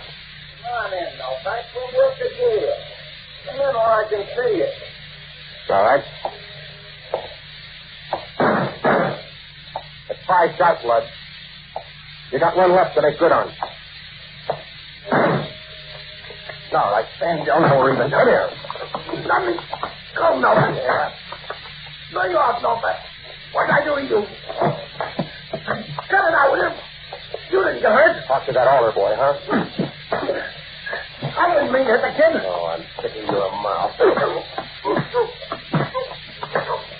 All right, Novak, that's enough.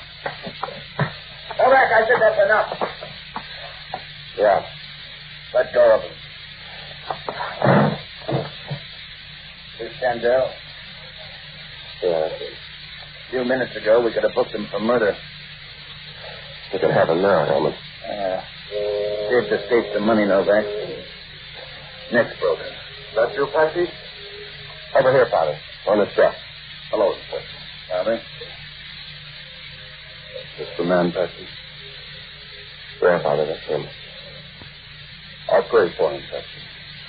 Why waste it, Father? He wasn't worth it. They said the same thing about 2 men on a hill in Calgary.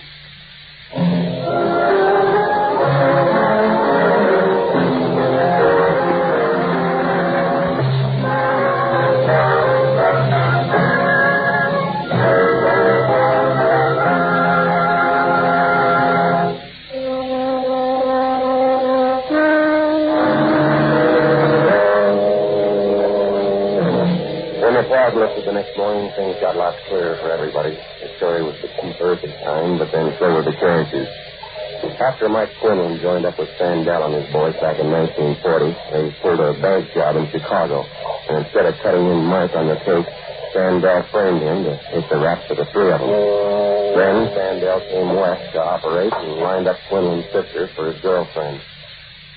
By the time Quinlan was paroled, he was fast on Sandell's game, and he had lots to beef about. He lined up enough good evidence to put Sandell and his 2 boys away for life, and then he threatened to spill it if Sandell didn't cut him in for his share of the job and stay white of his sister. Sandell wasn't generous, and he wasn't genteel, so he played along with his Chinese chief and his gun in his pocket. When the time came to swap money for evidence, Quinlan took the church for a trading ground that that's where he'd hidden the box of the evidence. That's where we finally found it. The deal was all set to go when something scared Quinlan off, and Sandell came in, mistaking for Quinlan, his quick little Jake. Sandell's boy tried to get at Quinlan through his girl, Sally Kimbrough, and when she wouldn't spill, they killed her and planted the body in my apartment to take care of the opposition. Snap and...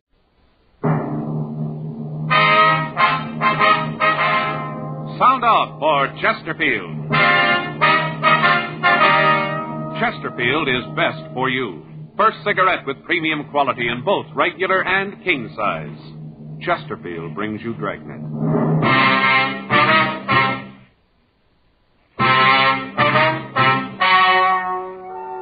Ladies and gentlemen, the story you are about to hear is true. The names have been changed to protect the innocent.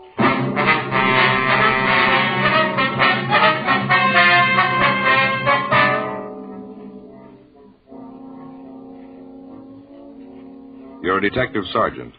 You're assigned a burglary detail. A wave of burglaries has broken out in your city. The thieves are fast. They're clever. Your job? Get them.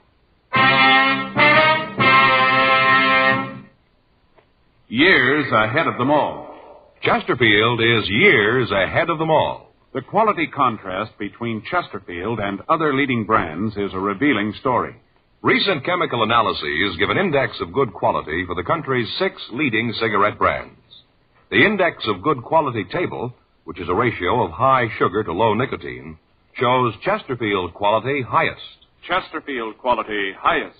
15% higher than its nearest competitor.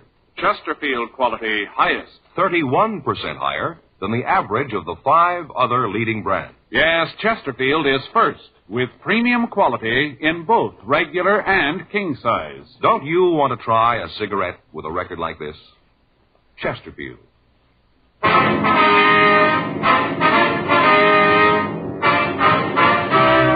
Dragnet, the documented drama of an actual crime. For the next 30 minutes, in cooperation with the Los Angeles Police Department, you will travel step by step on the side of the law through an actual case transcribed from official police files. From beginning to end, from crime to punishment, Dragnet is the story of your police force in action. It was Thursday, December 10th. It was cold in Los Angeles. We were working the day watch out of burglary detail. My partner's Frank Smith. The boss is Chief of Detectives Thad Brown. My name's Friday. We were on the way out from the office, and it was 10:14 a.m. when we got to the Armstrong Schneider Jewelry Company, the manager's office. Can I help you? Yes, ma'am. Police officers, we'd like to see Mr. Armstrong. Oh, yes. Just a minute. The police officers are here. Yes, sir, right away. Will you go right in, please? Thank you very much. Mr. Armstrong's office. Yes, sir. I'm sorry, but he's in a meeting. Won't you come in? Thank you very much. Thanks, sir. Mr. Armstrong? Yes. It's my partner, Frank Smith. My name's Friday. How do you do? Won't you sit down? Thank you very much. Would you like a cigarette? Yes, sir. Thank you. Thanks. I have a lighter. As you know, this firm is probably the foremost fine jewelry store on the coast. Yes, sir. I wonder if you'd tell us about the theft. Yes. Well, we discovered it this morning. About what time was that? Well, about 9:45. That's when we missed it. I guess the necklace was taken about 9. Must have been right after we opened. Could you give us a description of the piece, sir? Yes, I have it right here. Got it from the insurance records. Have a drawing of it. We always have that done on high-priced items. Mm-hmm. Here you are. Thank you. Mm-hmm. What value do you place on the necklace? It's insured for $8,000. Firm can't afford to take a loss like that. Could you tell us exactly how it was taken? Yes, I can. It was just after 9. We just opened the front doors. People had started to come in. Lots of shoppers. Christmas, you know. Yes, sir. Well, this one couple came in, asked to see some of our more expensive necklaces. Henderson brought the tray out of the safe and showed the collection to the people. Henderson? Yes. He's the clerk who was waiting on the people. Oh. I gave him his notice. I had to. Looks to me like carelessness. I wonder if we could talk to him. Yes, all right. Thank you. Miss Courtney, would you have Henderson sent in here, please? Yes, right away. What? No, tell him I'll call later. That's right. Have him leave the number and I'll call back. Right, yes. He'll be right in. All right, thank you. How long has this Henderson been working here? I'd have to check the employment records to be sure. Offhand, I think it's been about 5 years. Ever since we opened at this location. We used to have a store downtown, then we moved out here. Mm-hmm. Where did he work before that? Well, let me see. I think it was someplace up north. San Francisco, I believe. Yes, he worked in the store up there. Had excellent references. He's a good salesman. But you gave him notice, huh? Well, I felt it was the only thing to do. If he's getting careless, he has no business working in a store that deals with expensive merchandise. Mm-hmm. Excuse me. Yes? Send him right in. What? No, please tell him to call later. No, I'm not into anyone. No one but Sharon. My wife. Yes, sir. Come in. Do you want to see me, Mr. Armstrong? Yes, come right in, Henderson. These are police officers, Mr. Friday and Mr. Smith. This is Charles Henderson. How are you? Hi. How are you? They'd like to ask you some questions about the theft. Yes, sir. Anything I can do to help? Could you give us a description of the couple you waited on? Yeah, I think so. The man was about 35, maybe 40. About how tall was he? Well, maybe 5'11". Might have been 6 feet. I'd say he weighed about 155 pounds, something like that. Uh-huh. How about his coloring, his complexion? It was light. Looked like he'd been out in the sun, though. His nose was all sunburned. I noticed it because you don't often see people with sunburns like that this time of the year. You know, December. Mm-hmm. How was he dressed, do you remember? He had a gray hat on, gray chalk-striped suit on, flannel blue shirt, maroon tie. Didn't see his shoes. He had on one of those new round collars, though. You know, rounded here on the collar point. Mm-hmm. Was he clean-shaven? No, he had a little mustache, one of those that looks like it's drawn on with an eyebrow pencil. Just a line, you know the kind. Uh-huh. How about the woman? What'd she look like? She was a small woman, not much more than 5'2", little, about 100 pounds. Real pretty. She had dark hair and blue eyes, very fair. I noticed it because I thought at the time that maybe she dyed her hair. Mm-hmm. Did you have any marks or scars you saw? No, I don't think so, no. How was she dressed? Well, she was a little too overdressed. Had a dress and a coat. Had a jewel clip here on her dress. She looked kind of flashy, cheap, you know. I see. Anything about the way they talked, any accent, anything like that? No, nothing I can remember. Would you remember if either one of them wore glasses, maybe? No.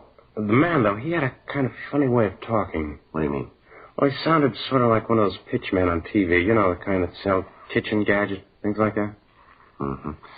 Could you tell us what happened, what they said when they came in, how they took the jewels? Yes, they came in right after we opened and asked to see something in necklaces. Said they wanted to pay around $5,000. Mm. So I brought out the tray, but didn't find anything that they liked. And then I brought out the other tray. They looked at one of the necklaces. Beautiful thing, $8,500. You know, Mr. Armstrong, the emerald-cut diamond with the small sapphires? Yes, I know the one. Beautiful thing. Excuse me, can I use that ashtray a minute? Yeah. Thank you. I wonder if you'd go on, please. Oh, sure. Well, I brought out the other tray and showed them the necklaces in it. They both looked for a long time. Then the woman said that she didn't think there was anything there she wanted. Mm-hmm. What was the matter? Didn't they care for our designs? No, it wasn't that, sir. They just didn't see anything they liked. So they moved back to the other tray. Then the woman said she'd found what she wanted. It was a small piece, 3 diamonds and 4 small rubies. Did they buy that? No, they said they wanted to think about it. They made a big thing about asking me if I thought that it would be sold before they could make up their minds. Mm-hmm. Well, I told them if they wanted to put a small deposit on it, we could hold it for them. Yeah. Ben said he'd rather not do that. He said they'd know by this afternoon. At that time, there were several people in the store, Christmas shoppers, you know. Mm-hmm. Some of them were looking at a display of bracelets we had on the counter. I went over to them to see if there was anything I could do. You know, tell them that I'd get someone to wait on them. I understand. It's a foolish thing to do, I know that. I'm afraid it was. Yeah, I know now. Well, when I got back, the couple was leaving. They told me they'd be in this afternoon and let me know. Walked out of the store, and I stopped to help a gentleman that came in. When I turned back to the trays, I noticed that the necklace in the more expensive tray was gone. Mm-hmm. Would you be able to give us positive identification of these people if you ever saw them again? Yes, I'm sure I would. Wonder if you can come downtown with us and look at some pictures, see if you can identify the thieves for us. Of course, if Mr. Armstrong has no objection. Not at all. You'd like me to come along, too? I don't think that'll be necessary right now. If there's anything we need, we can get in touch with you here, can we? Yes, right here at my home. I can give you that number. All right, fine. Okay. Here it is. Thank you, sir. Well, thanks very much. You ready to go? Yes, sir. I'll get my hat. Just a minute, Henderson. Yes, sir. As soon as you get through down there, come on back. Your job's waiting for you. All right, sir. I'd like to come back. Anything I can do to help, just let me know. All right, Mr. Armstrong. Not at all. I'll get my hat and meet you at the door. Right. Have you notified the insurance company of the theft yet, Armstrong? I have a call into them now. I'm expecting an agent from the firm any minute. Sure hope you can recover it. Yeah, sure. We'll do the best we can. An $8,000 necklace. How do you think they'll go about disposing of it? Break it up? Well, either that or leave it in one piece. That'll make it kind of hard to unload, won't it? $8,000? Not at their price.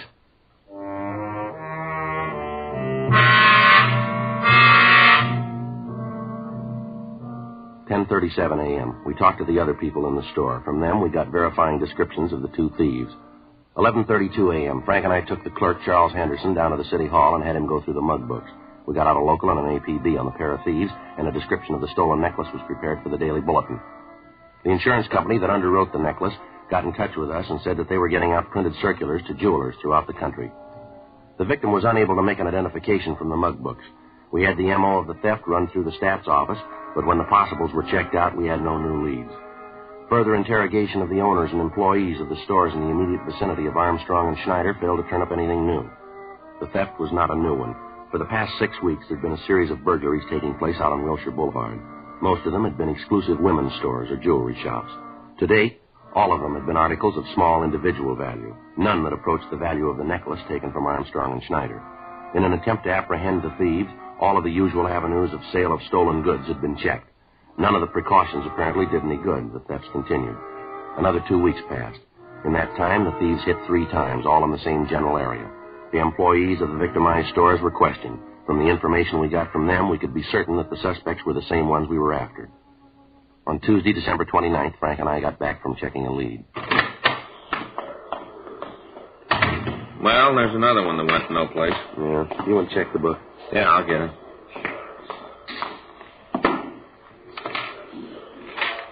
Anything there? Yeah, there's a call here from Alex Olson. Olson? Yeah. Got a Dunkirk number. You know Olson? No, that name doesn't mean anything to me. Say what it's about? No, so just call him, because it's important. All right. Give me the number, huh? Yeah. Here you go. What is this, 190? Is that a 9? Yeah, I think so. Yeah, it's a 9. You don't make 9s very good. Lopey, can't write. Can I speak to Alex? Oh, Alex Olson. Yeah. Yeah, that's right. The hotel. Yeah. Hello. This Olson? Yeah. This is Friday. Police department. You want me to call you? Yeah. Oh, yeah. Sure, I remember, huh? Yeah, sure. We'd like to talk to you. Yeah. Now, we'll come over there. That's right. You want to give me the address? Just a minute. Yeah. Okay. Right. Bye. Olson, he works for that carnival. You remember we talked to him last year? Says he wants to see us about some burglaries now. Oh, yeah, I remember. Says he's in with the thieves. 11:26 a.m. We drove out to the address Olson had given me on the phone. We talked to the desk clerk at the hotel. He said that Olson had just moved in, and that during the time he'd been there, Olson hadn't talked much to any of the other people in the place. The clerk gave us his room number, and Frank and I went up to talk to him. Who is it? Joe Friday. All right, just a minute.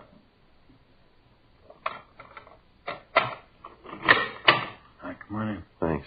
All right. Olson, this is my partner, Frank Smith. Oh, hello. Yeah, I remember you. Sit down. Thanks. You want a drink? No, thanks. Oh, I gotta have one. What was it you want to talk to us about, Olson?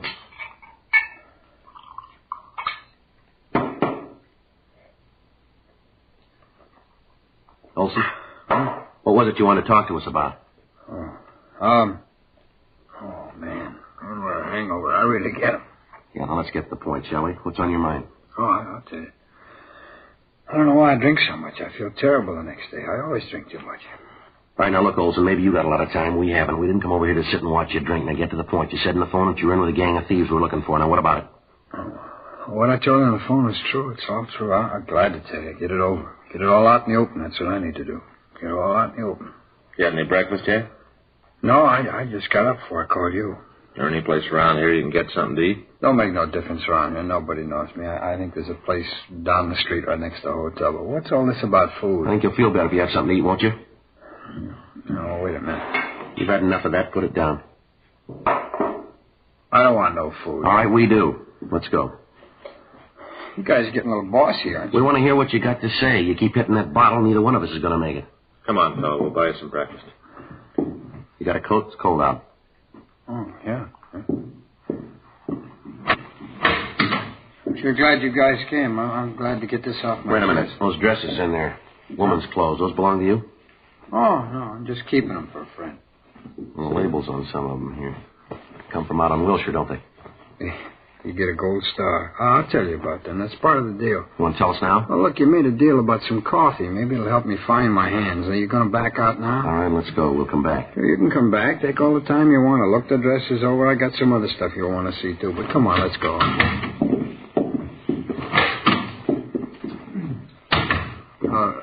Let's walk down now. Let's not take the elevator. It's too noisy. Murder. All right.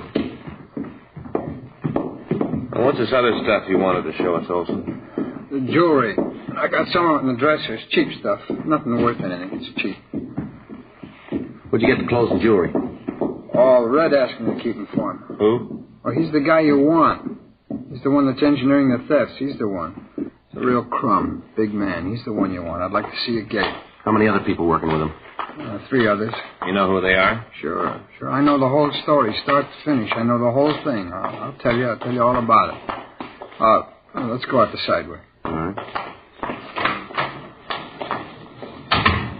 Now, where's this coffee shop? Wait a minute. You sure you wouldn't like a belt? No, and neither do you. Now, let's go. Okay, you're calling it. Restaurant's right down here, just a couple of doors. You know where this Red is? Yeah, I'll tell you. He's the one you want. How about the woman who works with him? Oh, that's May. Red's not the guy who goes into the stores, though. A fellow that works that part of the operation is his brother-in-law, a guy named Hank. What was her name? May. Was May. Is she the woman in the team? Yeah. Red wouldn't trust anybody else. Oh, yeah. He's a big man, you know. You don't believe it, you just ask Red. He'll tell you. Big man, big bum. This the place? Yeah. You positive? No, I guess you wouldn't.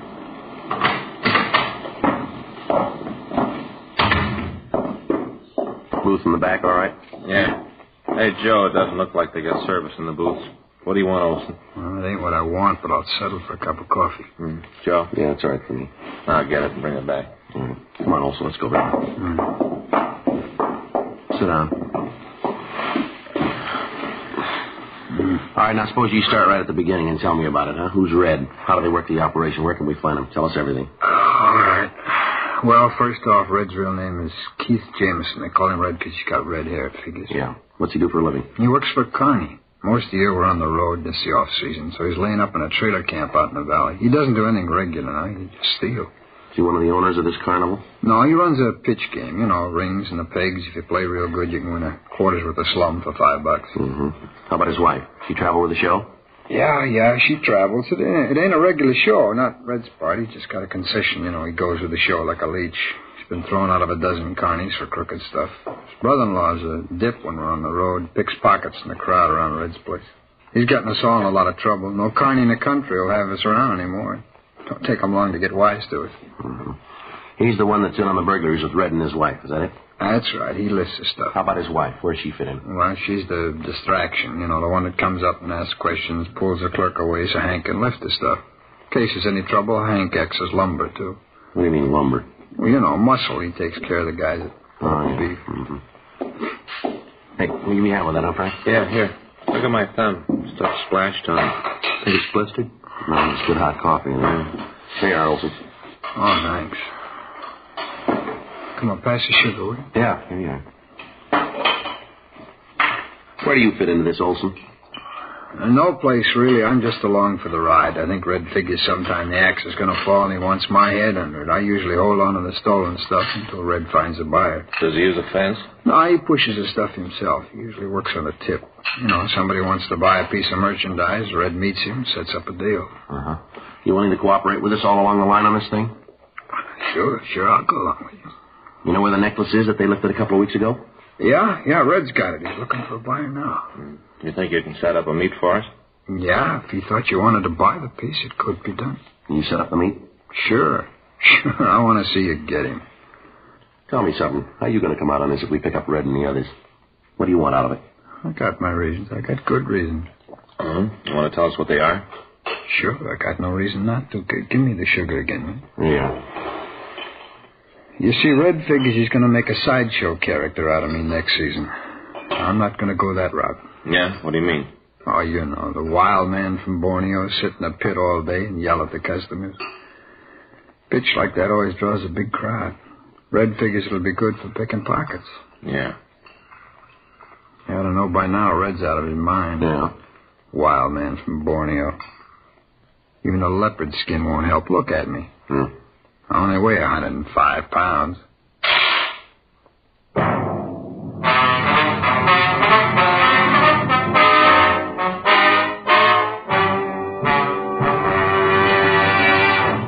You are listening to Dragnet, the authentic story of your police force in action. Chesterfield is best for you. Listen to Chesterfield's record. For a full year and 2 months, a doctor has been making regular examinations of a group of Chesterfield smokers, and he reports no adverse effects to the nose, throat, and sinuses from smoking Chesterfields. Don't you want to try a cigarette with a record like this? Chesterfield. First, with premium quality in both regular and king size. Chesterfield. First choice with Young America. And that's from a survey of 274 colleges and universities. Try Chesterfields today. Remember, Chesterfield is America's best cigarette buy.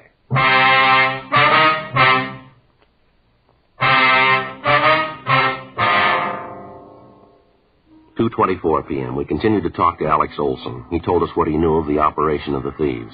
We went back to his room and searched it thoroughly. We found several pieces of cheap costume jewelry and several of the stolen dresses. Most of the other things in his room were worthless. As far as we knew, had not been stolen. We took him down to the city hall and had him checked through R&I. He had an arrest record showing several arrests for being drunk in a public place. We checked the name Keith Red Jameson through the files. There was no record on him. There was no record in the moniker file either. Jameson's brother-in-law and the two women were also checked out, but we found no previous criminal record for either of them. Communications were gotten off to Washington to check the possibility that the suspects might have records in other states. 4:40 p.m. We met in Captain Wisdom's office. Olson told us that he'd arrange a meeting for us with Red. While we listened on an extension phone, he called the suspect, told him that he had a buyer for the necklace. A meet was set up for the following morning at the entrance to Alvera Street. Red said that he'd have the necklace with him at the time. 5:37 p.m. Frank, Olson, and I drove out to the trailer camp in the valley. We checked the trailer that Red lived in, and also the one his brother-in-law had. We got a good look at the car Red would drive to the meet, and then we arranged for a stakeout on the trailer park. 8:23 p.m. The three of us drove back down to the city hall. You ain't going to try and take him at the meet, are you? We hadn't got around to that yet. Why? Well, you do, and it's going to point straight at me. You ain't going to put him away forever, you know. He's going to get out, and he's going to draw a straight line to me. I don't want that. I got to be protected. We'll take care of you. Don't worry about it. Oh, big deal. You take care of me. Well, how? That's what I want to know. How you going to do it? We'll get him before he gets to the meet. Here you go, in here. Look, tell me, how you going to work it? We'll come up with a way. You ain't going to get near him in plain clothes. I'll tell you that right now. He'll spot you a mile away. Comes to cops, he's got eyes in the back of his head. You can't get anywhere near him in those clothes. Don't worry, we won't. He'll be picked up for something else. We'll find a necklace on him if he's got it, and you'll never know that's what we're after. Well, how you going to work it? How? We'll be in uniform, in a traffic car coming in from the valley. That might work, huh, Frank? Yeah, I think so. He's bound to make a mistake. When he does, we'll be there. Yeah, that'd do it. You'll never figure I had anything to do with that, never. Yeah, it ought to work. Yeah, that'll work good. Yeah. You guys wouldn't like No, to... we wouldn't. No booze. Okay. I just noticed the bar across the street. I thought maybe you guys would like to stop there. I'd feel a little better about this if I had a drink. Just a little one. Come on now, bud. Sorry, Alex. We got to take you over to the main jail. You got a what? For the time being, we got to hold you. Oh, now, wait, it ain't the jail that bothers me, not being in jail. It's just that I hear it's pretty rough to get a drink over at the Gray Bar Hotel, you know. That's the only thing that bothers me. There's no room service there. Yeah, well, it'll all work out for you. Well, I don't know. So I got mixed up in this thing. Seems like I got no choice in anything. It don't seem fair. I got no choice. DA's office will know what you did. It'll be marked down that way. Well, I got no beef with you guys. You better take it easy with Red, though. Is that right? Yeah, he's got a gun.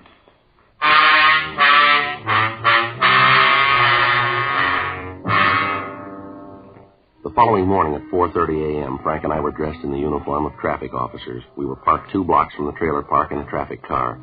The meet with Red was scheduled for 9 a.m. The officers on stakeout at the trailer park told us that they'd seen no activity in Red's trailer the night before. From where we were parked, we could keep his car under constant surveillance. At 7:45 a.m., we saw the suspect and his wife come out of the trailer and get into the car. We followed them over to Ventura Boulevard, and from there down Coahuila Pass. We kept far enough behind them so that they'd have less chance of knowing that they were being followed. They turned by the freeway construction point and continued on down Coahuila Boulevard. When they got to the corner of Yucca and Coahuila, they made a mistake. They turned left from the wrong lane of traffic. Well, that's it. You want to hit the siren? Yeah. I got the light. He's going straight down Yucca, Joe. Yeah. Pull up behind him, huh? Right. Okay, he sees us. He's pulling over. I'll cover the other side. Watch yourself. Right. What's wrong, officer? I didn't do anything. See your operator's license, please? Sure, it's in my pocket. I'll get it. You want to get out of the car, please? Well, I don't have to get out to show you my driver's I'd like to have you get out of the car. Don't argue with him, Red. Do what he says. What's all this about, anyway? What do you stop me for? You made an illegal left turn back there at Coahuila. Illegal? Oh, you got the wrong guy. See that guy in front of me? He jumped the light something awful. He's the guy you ought to be after. He's the one, not me. All right, move over by the car. What? Over by the car. Now put your hands up there. No, against the car. I don't know what you mean. Now come off it, Jameson. You old wimpy. All right, Jameson, on your feet. What are you doing? You got no right to beat him up like that. Big thing for making a left turn. What are you guys trying to prove? Just wait until the papers get this. We got friends, you know. All right, Big lady, friends. take it easy. I won't take it easy. Man makes a mistake, and you cops act like you were the judges. You got no right to treat a citizen like that. Here, Frank, you'll hold this. Yeah. 38 Colt. You play rough, don't you, Red? Ah, shut up. What's this, Red? You leave that alone. That's mine. Doesn't concern you. Necklace, Joe? Yeah. So it's a necklace. What's that prove? You got nothing on us. Write out the ticket for the left turn and let us go. That's all you got. You got a permit for this gun? No. This necklace is stolen. You know that, don't you? I don't know anything about it. I'm not going to say anything until I see a lawyer. Nothing. I knew this would happen. Always knew it about you. You're yellow. Willing to take a chance as long as you ain't going to be nailed. Let something go wrong and right away you start screaming for a lawyer. Poor excuse for a man. You took a chance and you lost. Well, don't be a coward about it. You got no excuse. None in the world. You got no excuse at all. Well, that makes you even, lady. Huh? Neither of you.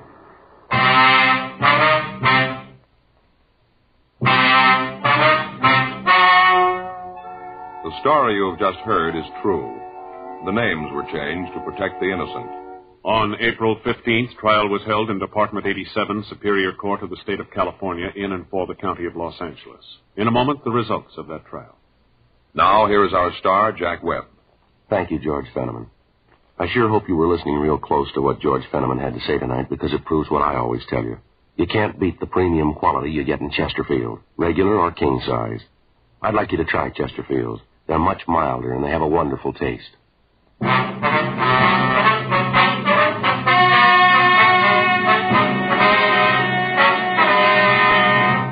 Henry Donald Swenson, Anna Catherine Swenson, and May Ruth Jameson were tried and convicted of 5 counts of burglary in the second degree.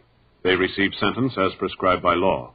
Burglary in the second degree is punishable by imprisonment in the state penitentiary for a period of not less than 1 nor more than 15 years. Keith Walter Jameson was tried and convicted for receiving stolen property on 5 counts and received sentence as prescribed by law. Receiving stolen property is punishable by imprisonment in the state penitentiary for a period not to exceed 10 years. Because of his cooperation, Alex Robert Olson received a lighter sentence and was placed on probation.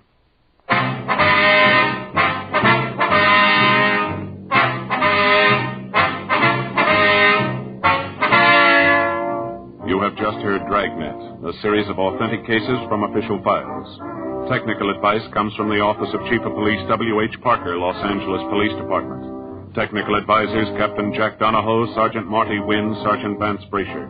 Heard tonight were Ben Alexander, Stacey Harris, script by John Robinson, music by Walter Schumann. Hal Gibney speaking.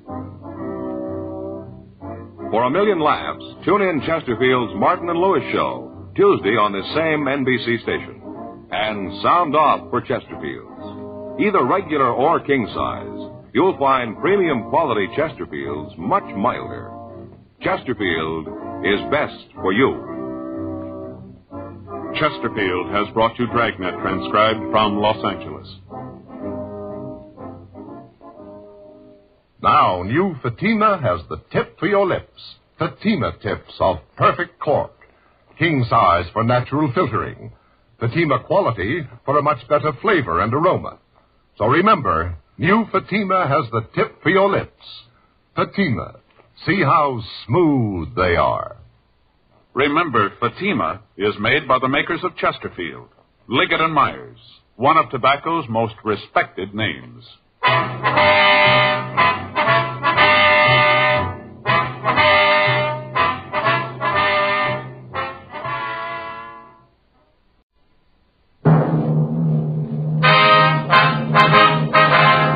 Sound out for Chesterfield.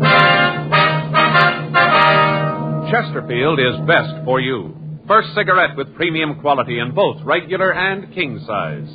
Chesterfield brings you Dragnet.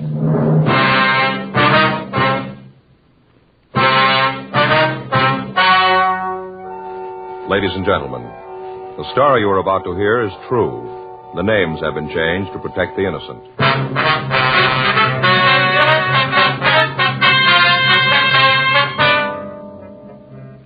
You're a detective sergeant. You're assigned the homicide detail. You get a call from a friend who's been offered $5,000 to kill a man. He can't tell you who made the offer. He does tell you that no matter what happens, the man is going to be killed. Your job? Stop it.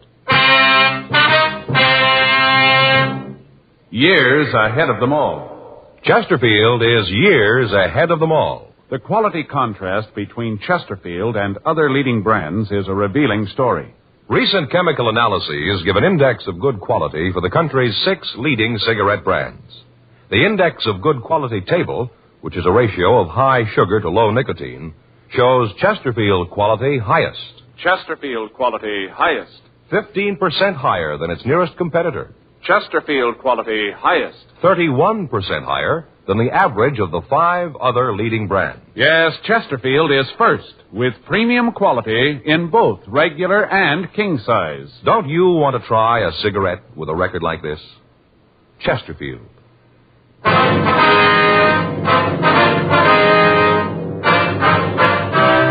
Dragnet, the documented drama of an actual crime. For the next 30 minutes, in cooperation with the Los Angeles Police Department, you will travel step by step on the side of the law through an actual case transcribed from official police files. From beginning to end, from crime to punishment, Dragnet is the story of your police force in action.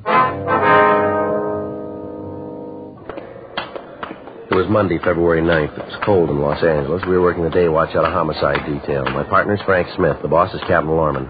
My name's Friday. I was on my way to the office, and it was 7:45 a.m. when I got to room 42. Homicide. That's you, Joe? Yep.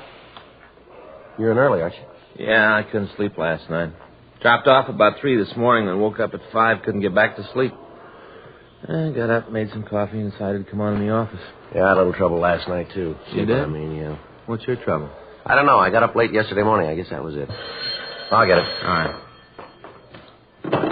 Homicide, Friday. Yeah. Mm-hmm. Yeah, I remember. Johnny. Yeah. Mm-hmm. When'd you get the letter? Yeah, we'll be right over. Right. Bye.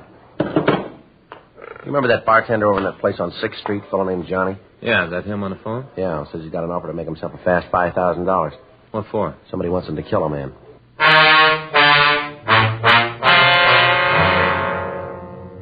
8:10 a.m. Frank and I drove over to John Bronson's apartment. He lived in a new development on Wilshire Boulevard. We checked the nameplates in the lobby of the building, and then we went up to apartment 6B. We rang the bell and waited. Hiya, Joe, Frank. Come on in. All right, John. Let's say, John. Kind of early to get you guys over here, but I got worried about it and figured I better talk to you. Uh-huh. You want to tell us what it's all about? Yeah, come on out in the kitchen. I got some coffee made. Okay. Yeah, sit down there. I'll pour you a cup of coffee. All right, good. Thanks. Well, it started last night. I guess it was about 10:15. Payphone in the bar rang, kept ringing. I went over to answer it. Phone on the other end asked for Johnny. Yeah? Told him it was me, and he hit me with a deal. At first, I thought he was kidding. What'd he say? Well, he asked me if I wanted to make a fast 5,000. Of course, I told him, yeah. Then he sprung the snapper, said he wanted me to kill this guy, a fellow named Wilhelm Ulrich. You know this Ulrich? No, never laid eyes on him. First time I even heard the name. Okay, go ahead, John. Well, this guy on the phone started to lay it out. Told me how he wanted it done. Here's your coffee. Thank you.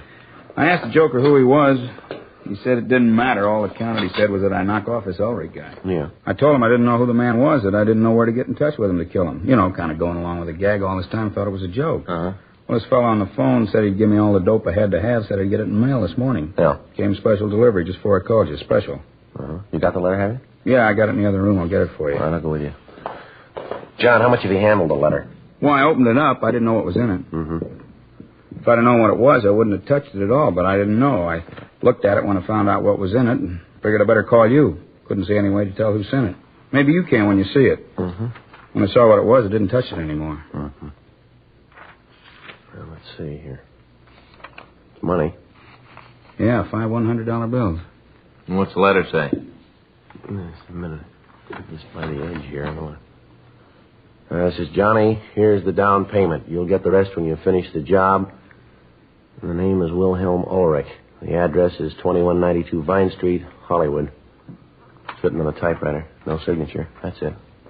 Let me see it, will you? Oh, you can see it here. First off, I thought the whole thing was a joke. I didn't believe it. You know, I just thought it was some drunk trying to be funny. We get calls like that all the time, guys trying to be funny. Yeah. And when I got this letter, I got scared. I ain't going to kill nobody, especially somebody I don't even know, not for no 5,000. Did you recognize the voice on the phone, John? No, I don't think I ever heard it before. You got any idea why he called you? No, I've been clean. I haven't got a record. Nothing like that. I run a clean place. Never done anything that could tie me up with the rackets. Yeah, we know. Well, maybe I ran a little booze during Prohibition. Not much, just a little. Everybody was doing it then, but I'm clean now. Joe, there's a postmark here on the letter. It's mailed in Hollywood. Yeah, I saw that. We can check the postal authorities on the mailbox number, find out when it was picked up, huh? Yeah. Time on it here is 11. Looks like 11:45 last night. That's the time. Uh-huh. You sure that you don't know Ulrich, John? Possibility he's been in your bar sometime, maybe, huh? Well, that'd be hard to say. We do a good business. Lots of people come in I don't know. You know, just come in once in a while. I wouldn't know who they were. They keep quiet, and I ain't getting nosy. Yeah. Well, we're going on back to the office. You'll probably hear from the caller again, Johnny, and as soon as you do, you let us know, will you? You going to see this Ulrich fellow? Yeah, we'll talk to him. Might be better if you don't say anything about this to anybody, John. Oh, don't worry. I won't. Okay, we'll be talking to you later. You be at the bar? Yeah, I'll be there at 4. Okay. Thanks a million. No strain. Glad to do it. Can't get over it, that guy calling and making an offer like that. I just can't get over it. He should know better than that. Yeah? Sure, he ought to know. Somebody ain't going to kill somebody they don't even know.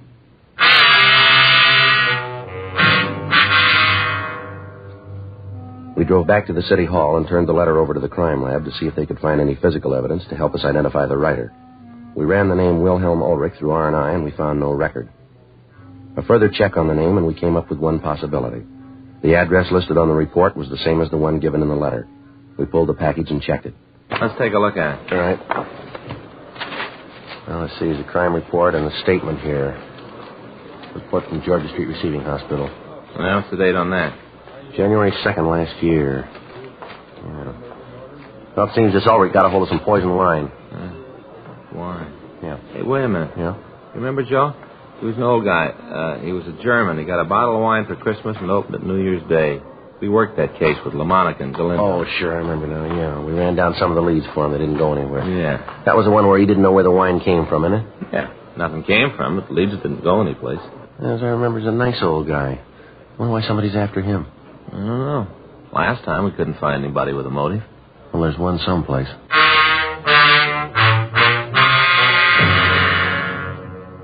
We'd helped investigate an attempted poisoning of Wilhelm Ulrich over a year ago. Somebody'd sent him a bottle of imported wine. Ulrich had opened the wine for dinner on New Year's and had drunk some of it. A short time later, he was seized with violent stomach cramps. He was rushed to Georgia Street Receiving Hospital for treatment. He was then transferred to the county hospital for further treatment. Examination of the remaining wine showed that it had been dosed with a quantity of poison. Fortunately, Ulrich didn't drink much of the poisoned wine, and he recovered. Detectives Joe LaMonica and Danny Galindo had handled most of the investigation. We'd helped them briefly in checking out some of the leads that they'd gotten. We checked with them again on the case. From the crime report, we got a list of the people that the two officers had interviewed. We checked with them, and they gave us as much personal information as they could. 1:15 p.m. We drove out to see Wilhelm Ulrich. We found him in the yard digging in a rose bed.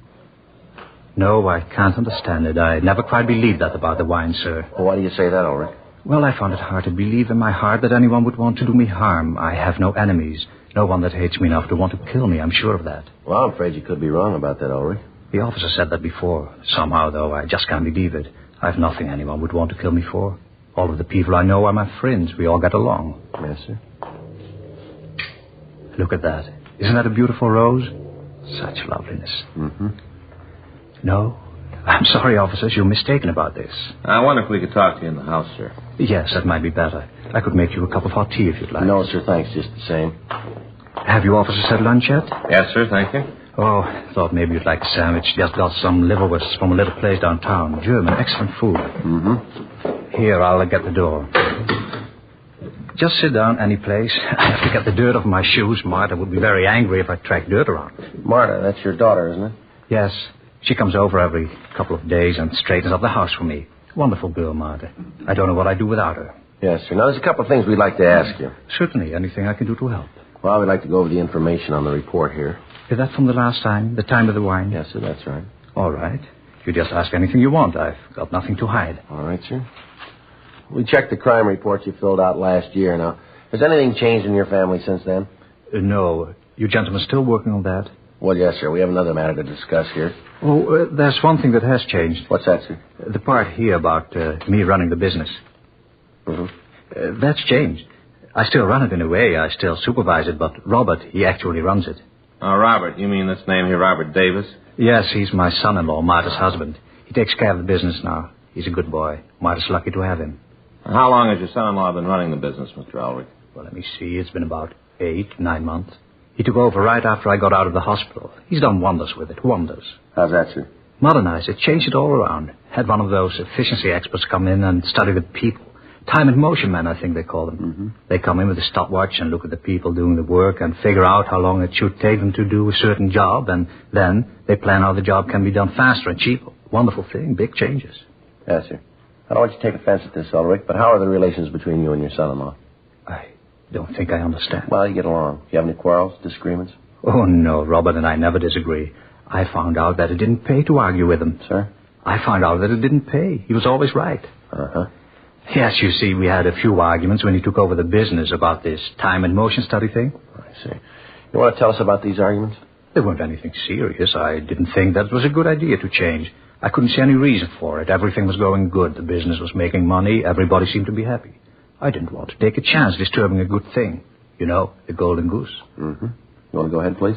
Well, Robert said that we were behind the times, that if we didn't do something about it, we wouldn't be able to compete with other people. We manufacture women's dresses, you know. Yes, sir, I saw that on the report. I finally told him to go ahead. I thought that he'd fail. He didn't. Now we compete. More dresses, more money. The employees are happy. They have music, coffee times. They like it. But it's all changed. I don't go down there anymore. I don't care much for it. It's changed. So I just stay home and work in the garden. It's Robert's factory now. Uh-huh. You and Robert haven't had any other disagreements, have you? Oh, no. He's a fine young man, running the business very well. He's a good boy. I'm lucky to have him. Well, how about your competitors, Mr. Ulrich? How do they feel about this change in the way you operate your business? They resent it? Oh, no, I haven't really got any competitors. The big manufacturers don't care. I don't make enough dresses to bother them, and the other little men are in the same boat with me. They're too busy running the factories to worry about me. Mm-hmm. Now, can you think of anybody who might want to do a thing like this? How about that phone call? I told you before, I can't. I find it very hard to believe. Well, we'll have to talk to the people that you know, the people around you. We'd appreciate it if you didn't tell anybody what we were after. If you want it that way, it's so hard to believe. I still think you're wrong. Looks like it's going to rain. Be good for the flowers. It's been dry up in the valley. Farmers need the rain. Yes, sir. Now, you'll go along with us on this thing, will you? Not tell anybody about it? Sure, I'll help. It's all right if I tell my daughter and son-in-law about it, isn't it? Well, it'd be better if you didn't say anything to him or your daughter, not to anybody. They're going to see you here. They're going to ask questions. They're not stupid. Yes, sir. You could tell them that we were asking about somebody that you employ. How'll that be? What do I say if Robert asks what it's about? I have no secrets from him. Well, tell him we ask you not to tell anybody about it. Tell him it's police business. Happens all the time. I suppose I could do that, but I don't like it. I don't like it at all. It's lying. Yes, sir, that may be true, but it's the best way. Oh, I guess it's a small lie. I can tell myself that. It's a small lie. Now, we'll have some policemen come out and watch Mr. Ulrich until we find the person who's doing this. Do you have to do that? Yes, sir, I'm afraid so. Well, no, I don't like that at all. Even worse than the lying. No, I don't like it at all. Mr. Ulrich, I wonder if you really understand that when we ask you not to tell anybody about this, when we want to keep you under surveillance, it's just for your protection. But if what you say is true, if somebody really does want to kill me, if somebody hates me that much... Yes, sir? Can you stop them?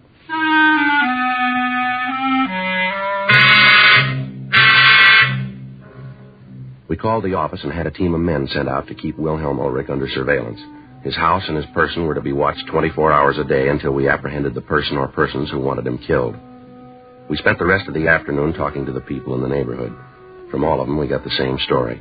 Ulrich was liked and respected through the area. All of the local shopkeepers and their business associates told us that he paid cash for everything he bought and that his credit was good. He was active in the local flower club and had twice in the past served as president of the organization. The neighbors confirmed what Ulrich had told us about his family.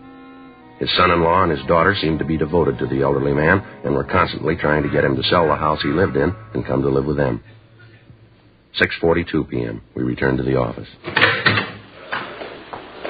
Man, it's really coming down, huh? Yeah, it sure is. You got a raincoat in your locker? Yeah, I got one of those plastic kind in the bag. Oh, yeah, I want to get me one of them. I'll get mine. We go over and check the son-in-law. You got his address? Yeah, it's a place out on Ivar. Sure was a nice old man, huh? Yeah, he seems to be. So you want to grab my coat? I'll get the phone. Yeah, I'll get it. Thank you. Homicide Friday. Yeah. Uh-huh. Yeah, John. When?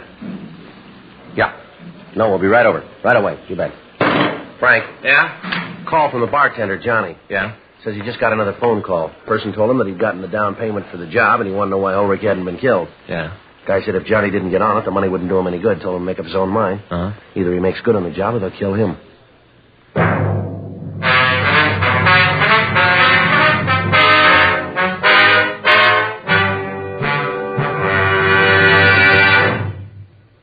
You are listening to Dragnet, the authentic story of your police force in action. Chesterfield is best for you. Listen to Chesterfield's record. For a full year and 2 months, a doctor has been making regular examinations of a group of Chesterfield smokers, and he reports no adverse effects to the nose, throat, and sinuses from smoking Chesterfields. Don't you want to try a cigarette with a record like this? Chesterfield. First with premium quality in both regular and king size. Chesterfield. First choice with Young America. And that's from a survey of 274 colleges and universities. Try Chesterfields today. Remember, Chesterfield is America's best cigarette buy.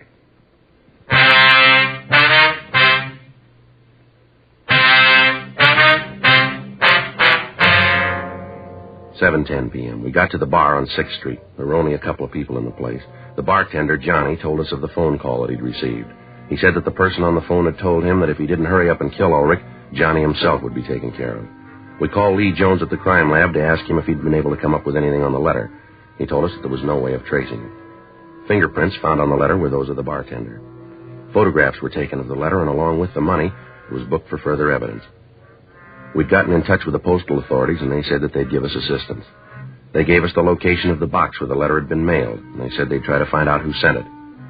We arranged for a stakeout on the bar, and then we called the men at Ulrich's home. They told us that the son-in-law, Davis, and Ulrich's daughter had been there, but that no one else had seen or spoken to the elderly man. 9:32 p.m., Frank and I drove out to check on Robert Davis.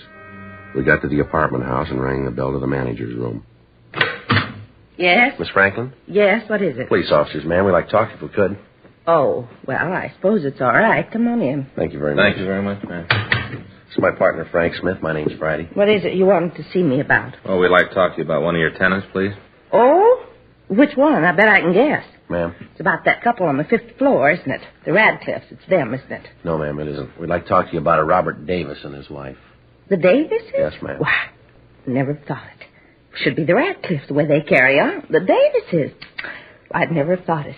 What do you want to know about them? Well, it's just a routine investigation, ma'am. Can you tell us how long they lived here? Well, see now. It's been almost 6 years they've been in the building. Yeah, 6 years, anyway. I haven't always lived in the same apartment, though. Ma'am? When they moved in, they was in a little apartment on the 2nd floor, living room, the pull-down bed, little bitty place. And then they moved up to the 6th floor, 2-bedroom, nice place. Nice people. The Davises, oh, I've never thought it. Do they have any close friends in the building, would you know? Well, not Mr. Davies. He's kind of the quiet type. Never has much to do with anybody. He keeps to himself. Mm-hmm. Now, Mrs. Davis, that's a different thing. She's a living doll. She's nice to everybody and so sweet. Never had a harsh word for anybody, always a smile. I think Mr. Davis thinks he's too good for anybody. He always seems kind of snooty. Yes, ma'am. Do you ever have any arguments with anybody in the building that you might know of? Well, he's had a few arguments like everybody else does. Like I said before, he thinks he's too good for anybody. He thinks he's better than anybody. He's got no right to either. Ma'am? Why, he owes half the people in the neighborhood money. Way behind his bills. Owes me a couple of months' rent. Never seems to be able to pay anybody he owes. I talked to the milkman, owes him for a month back. Every time he asks for his money, Davis tells him to come back and stop hounding him. Can't understand it. Seemed like such nice people when they moved in. 2 years ago, that's when the trouble started. Uh-huh. It was our understanding that he had a pretty good job. Is that And right? he has. Works for his father-in-law, manages some kind of a factory. Dresses, I think. Oh, but that isn't it. He makes enough money. He just spends it faster than he makes it, that's all. I think he gambles. Why do you say that, ma'am? Oh, he's always going off on some kind of business trip. At least that's what he says it is, but I know different. Yes, how's that, ma'am? Well, he come back from one of those business trips once. Cab pulled up, and it just happened that I was standing out in front. A driver got out and gave him the bill for the cab, all the way from the airport. Almost $6. Well, anyway, when Mr. Davis got the money out of his pocket to pay the cab bill, a chip fell on the sidewalk. He didn't think that I saw it, but I did. The cab driver did, too. Well, what kind of a chip was it, ma'am? Well, you understand I'm not a gambling woman, so I wouldn't know. But the cab driver, he knew. Oh, you just betcha he knew right away. He picked up the chip and handed it back to Mr. Davis and said something about being in Las Vegas, kind of kidding, you know. Yes, ma'am. Well, I've seen Mr. Davis get upset, but never like that. He grabbed the chip away from the cab driver and told him to mind his own business. Said that he'd had the chip a long time, that it didn't concern the cab driver. He was real mean. Uh-huh. And then at night, well, the argument that he and the missus had, I never in all my days heard anything like that. Well, what happened, ma'am? Well, you understand that I just happened to be in the hall. I was making sure that the lights on the floor were all on. Those bulbs are always burning out, and I was checking them, you know. Yes, ma'am. Well, anyways, I hear this argument coming from the Davises' apartment. Mrs. Davis is telling how she isn't going to stand for it anymore. Mr. Davis better settle down and get to work and stop this foolishness. She didn't come right out and say what foolishness, but I could tell. It was his gambling, that's what it was. Yes, ma'am. Is there anything else that you could think of that you could tell us about the Davises? No, I don't think so. I'm kind of surprised, though. I don't like him, but I never thought that he'd have the police after him. Well, we're just conducting a routine investigation, Miss Franklin. Oh, now, you don't have to play cagey with me. I know about you, policeman. You and your routine investigations. You ain't fooling me. You want him for something. Now, what is it? Can you tell me? Ma'am, it's just police business, just routine. We'd appreciate it if you didn't say anything to anybody about us being here. Oh, sure, I'll go along with you. I won't tell a soul, not a living soul. Thank you very much, Miss Franklin. I'm going to leave you our card. We'd appreciate it if you give us a call if anything comes up. Uh-huh. Michigan 5211, is that right? Yes, ma'am. You just ask for the homicide division. It's written down All right, there. you just bet I will. Now, I'd be glad to help. I'm just glad to. All right, fine. One thing, though. Yes, ma'am? Are you sure there ain't nothing that you want those people on the 5th floor for, the Radcliffes?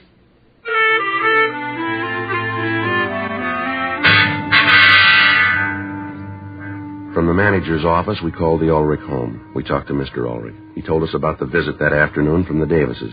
He said that he hadn't told Robert Davis anything about the threats on his life. We went upstairs and talked to Davis. We told him that we had a serious matter to discuss with him, and we asked him to accompany us down to the city hall. I don't know what you're talking about. I told the police everything I know about this a year ago. I don't know anything about it. Wish I could help, but I can't. You know, this has got me worried. Well, if you haven't done anything wrong, you got nothing to worry about. I haven't done anything wrong. In here. Go ahead. All right. Now tell me what this is all about. Frank? Yeah. You want to check the office, see if we got any answers to the calls this afternoon? Right.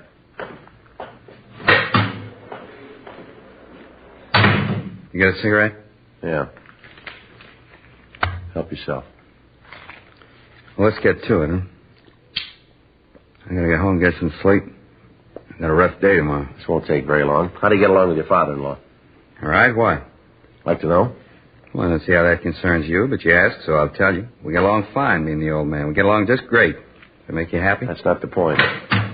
Anything? No, nothing new. You go over to Las Vegas much, Davis? Not much. Why? How often would you say you went over there? Maybe a couple times a year, not any more than that. When was the last time? What's so important about when I was in Vegas last? You guys spent a little more time finding out who's trying to kill my father-in-law, less time asking questions that don't make any sense. You'd be doing a better job. What can you tell us about somebody trying to kill your father-in-law? All I know is what he told me this afternoon. What did he tell you? Not much. Said something about a bartender, something about a phone call. Did he tell you who the bartender was? No, just that it was someplace over on 6th.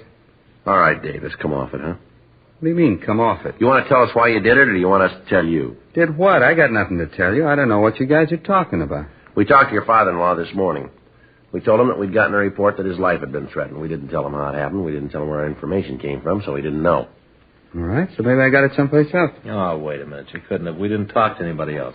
Well, I heard it someplace. I don't remember, but I heard it. We checked around, found out you gamble quite a lot. You're a steady loser. You owe a lot of money in town, don't you? Is that right? Yeah, that's right.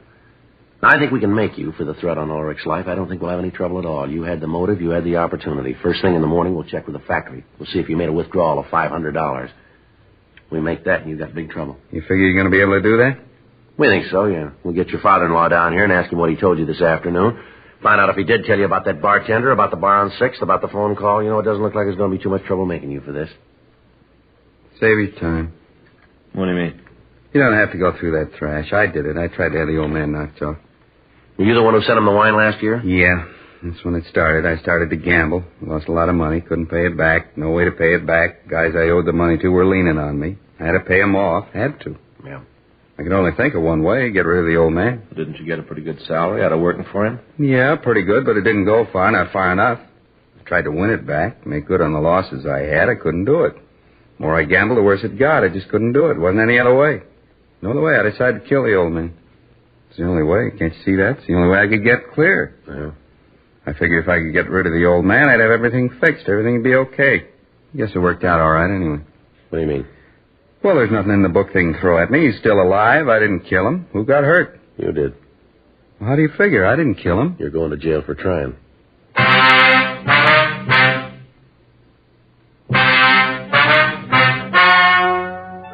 The story you have just heard is true.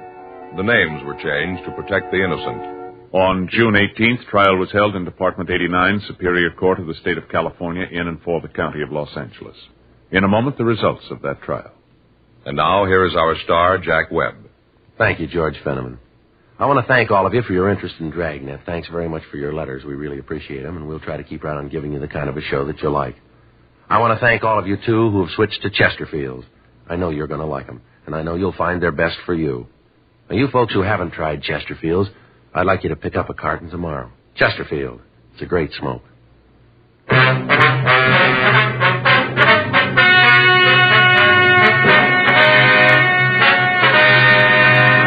Robert Walter Davis was tried and convicted of attempted homicide. He received sentence as prescribed by law. Attempted homicide is punishable by imprisonment in the state penitentiary for a period of not less than 20 years.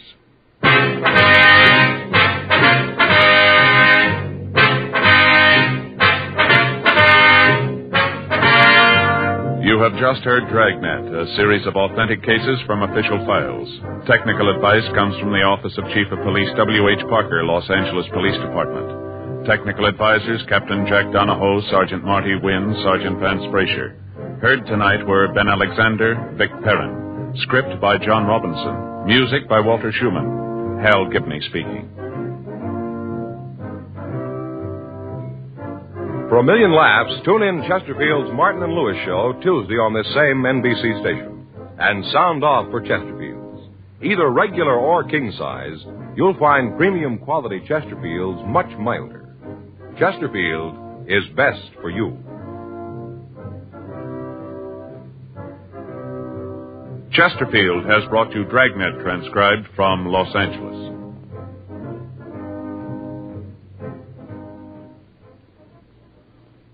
Now, new Fatima has the tip for your lips. Fatima tips of perfect cork. King size for natural filtering. Fatima quality for a much better flavor and aroma. So remember, new Fatima has the tip for your lips. Fatima. See how smooth they are. Remember, Fatima is made by the makers of Chesterfield, Liggett & Myers, one of tobacco's most respected names. Tonight, it's Adventure with Barry Craig on NBC.